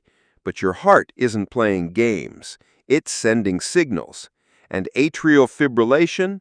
That's one signal you never want to ignore. Because sometimes your life's rhythm depends on listening to your heart. Literally. Abdominal pain during pregnancy could be miscarriage or ectopic pregnancy. Pregnancy is supposed to be one of the most exciting and joyful times in life. But let's be real, it's also filled with weird aches, cramps, and discomforts that can make even the calmest person nervous. A little twinge here, a dull ache there. Most of the time, it's totally normal. Your body's stretching, shifting, and making room for a tiny human. But sometimes abdominal pain during pregnancy isn't just part of the process. Sometimes it's a red flag. It can signal something serious, like a miscarriage or ectopic pregnancy. And knowing the difference, that knowledge can save your life and, in some cases, your baby's. Pregnancy comes with a long list of uncomfortable symptoms: cramps, round ligament pain, gas, constipation, backaches. So when abdominal pain shows up, many people brush it off. They tell themselves, "It's just my body changing. The baby's growing. It's normal. My doctor said cramping happens. It'll go away with rest." And often they're right, but not always. And that's where things get risky. The instinct to downplay pain during pregnancy can cause delays in getting critical help. There are a lot of dangerous myths floating around when it comes to pregnancy pain. Let's clear some of them up. Myth 1. All abdominal pain during pregnancy is normal. False. While some discomfort is expected, sharp, severe, or persistent pain, especially early in pregnancy, can be a warning sign. Myth 2. If there's no bleeding, it's not a miscarriage. Wrong. While bleeding often accompanies miscarriage, pain alone, especially lower abdominal or back pain, can be an early symptom. Myth 3. Ectopic pregnancy always causes extreme obvious pain. Not true. Some ectopic pregnancies start with mild cramping or shoulder pain before turning dangerous. Myth 4. You only need to worry in the first trimester. Incorrect. Abdominal pain at any stage of pregnancy should be taken seriously. Believing these misconceptions can lead to tragic outcomes that could have been prevented with early medical attention. Let's break down the types of pain that can be serious during pregnancy. Miscarriage-related pain. A miscarriage, the spontaneous loss of a pregnancy before 20 weeks, often begins with cramping in the lower abdomen or back, sharp or dull pain that feels like strong period cramps, pain that comes and goes or gets progressively worse, sometimes accompanied by bleeding, but not always. The pain may start mild but can intensify, spreading to the lower back or thighs. Ectopic pregnancy-related pain. An ectopic pregnancy occurs when a fertilized egg implants outside the uterus, most commonly in the fallopian tube. As the pregnancy grows, it can cause sharp, stabbing pain on one side of the lower abdomen. Shoulder pain, a sign of internal bleeding irritating the diaphragm. Dizziness or fainting, pain that gets worse with movement or straining. Ectopic pregnancy is life-threatening if not treated promptly. It can lead to internal bleeding, shock, and in severe cases, death. While mild cramping and aches can be normal during pregnancy, the following causes require urgent attention. Miscarriage, often related to chromosomal abnormalities, hormone imbalances, or structural issues. Ectopic pregnancy. Risk factors include previous ectopic pregnancies, pelvic infections, smoking, or fertility treatments. Placental abruption. The placenta detaches from the uterus wall, causing pain and often bleeding. Preterm labor.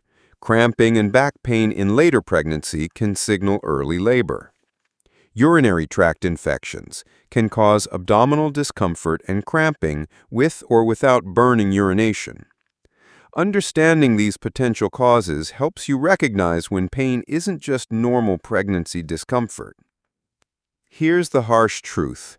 Ignoring significant abdominal pain during pregnancy can be devastating. Miscarriage. Delayed medical care won't always prevent a miscarriage, but early detection may allow interventions in some cases. Ectopic pregnancy rupture. If an ectopic pregnancy ruptures, it causes severe internal bleeding, putting your life at risk. Placental abruption. Without treatment, it can deprive the baby of oxygen, leading to stillbirth. Preterm labor. Failing to recognize early labor signs increases the risk of complications for the baby. The earlier you act, the more options you have to protect your health and your pregnancy. Abdominal pain during pregnancy isn't always dangerous, but sometimes it is. Seek medical help right away if you experience severe or persistent lower abdominal pain, sharp stabbing pain on one side of your abdomen, pain accompanied by vaginal bleeding or spotting, shoulder pain, especially with dizziness or fainting, pain with fever, chills, or unusual vaginal discharge, strong cramping or back pain in later pregnancy, any sudden unexplained pain that worries you. When in doubt, get checked. With pregnancy, it's always better to be overly cautious than to regret waiting. Pregnancy transforms your body in wild and wonderful ways, but it also demands that you listen carefully to its signals. Abdominal pain might just be part of the process, but sometimes it's your body waving a giant red flag. If something feels off, trust your instincts. It could be nothing, or it could be everything. Upper back pain with breathing difficulty. Could be aortic dissection. Upper back pain is common. Maybe you slept funny. Maybe you've been hunched over at your desk. Maybe you lifted something the wrong way. Most of the time it's annoying but harmless. But here's the thing. Sometimes upper back pain isn't about muscles or posture. Sometimes it's your body screaming for help, especially when that pain comes with shortness of breath or chest discomfort.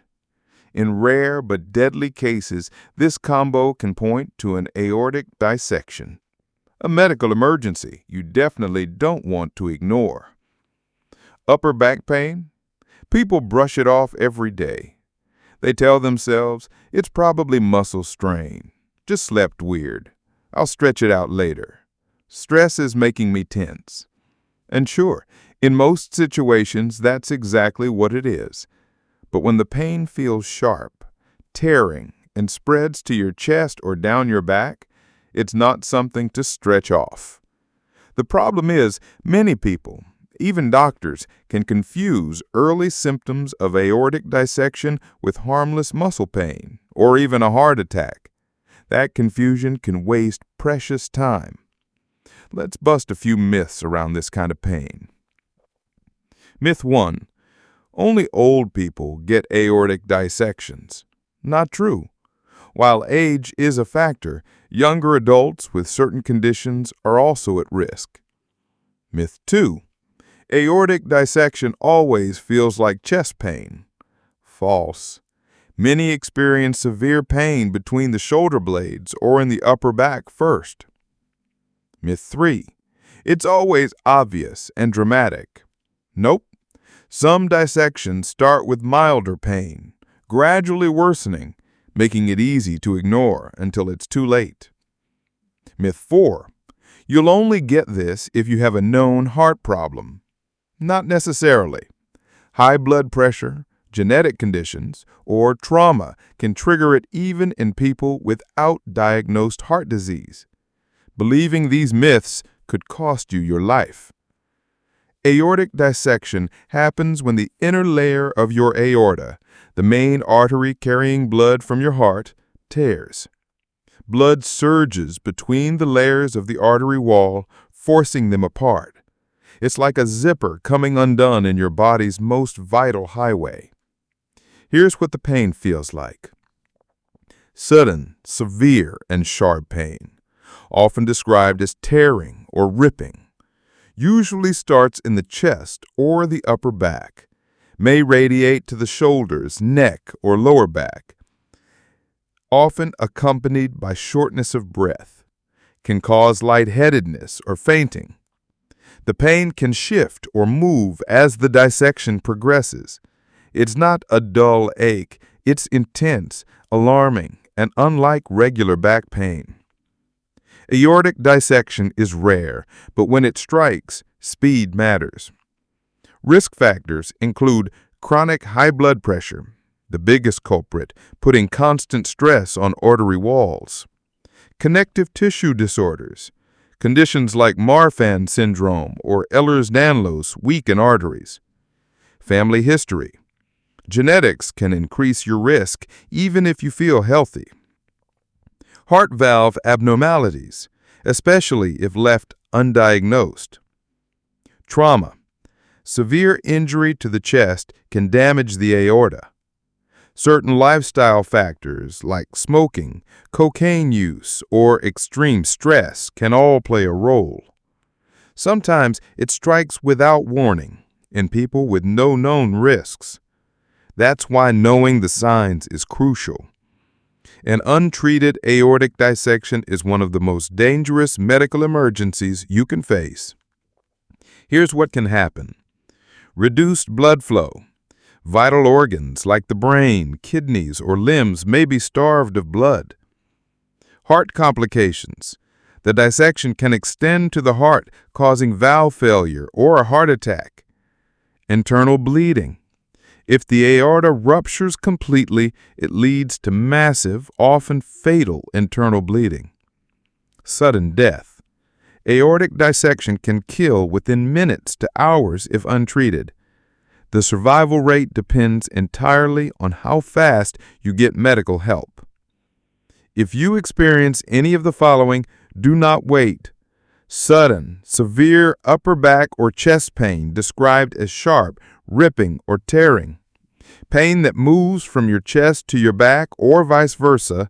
Shortness of breath or difficulty breathing. Fainting, dizziness, or feeling like you might pass out. Weakness or paralysis in any part of your body. Uneven pulse or blood pressure between arms. Sudden trouble speaking or seeing. Call emergency services immediately. Every minute matters. Even experienced doctors need specific tests to confirm aortic dissection, so insisting on thorough evaluation is key. Upper back pain happens to all of us. Most of the time, it's nothing serious. But when that pain is sudden, severe, and makes breathing difficult, it's not something to shrug off. Your aorta isn't just another artery. It's your body's main highway. If it's compromised, seconds can mean the difference between life and death. Trust your gut. Know the signs. Speak up if something feels seriously wrong. Persistent bone pain without clear cause could be bone cancer or metastasis. Let's be honest, most of us experience some sort of bone or joint pain now and then. Maybe you bumped into the table, maybe you twisted your ankle, or maybe you're just getting older and your knees are reminding you. But here's where things get tricky. What if that pain sticks around? What if it lingers for weeks, even months, with no good reason? Persistent bone pain that doesn't go away, and especially if it gets worse over time, could be your body sending an alarm bell for something much more serious. And yes, I'm talking about bone cancer, or cancer that has spread to your bones, also known as metastasis. Bone pain can be sneaky. It starts off mild. A dull ache here, a little soreness there. You convince yourself it's nothing. It's probably just muscle strain. Must be arthritis acting up. I slept weird. It'll go away on its own. And sometimes, sure, it does. But cancer-related bone pain doesn't play by those rules. It can feel harmless at first, only to quietly worsen. By the time it becomes obvious, things may have already progressed. Many people wait months before they even consider seeing a doctor. That delay? It can make a big difference in treatment and survival. Let's bust some myths that often lead people to underestimate persistent bone pain. Myth 1. Bone cancer only happens to athletes or people with injuries. Nope. While injuries can hurt your bones, cancer doesn't care about your workout routine.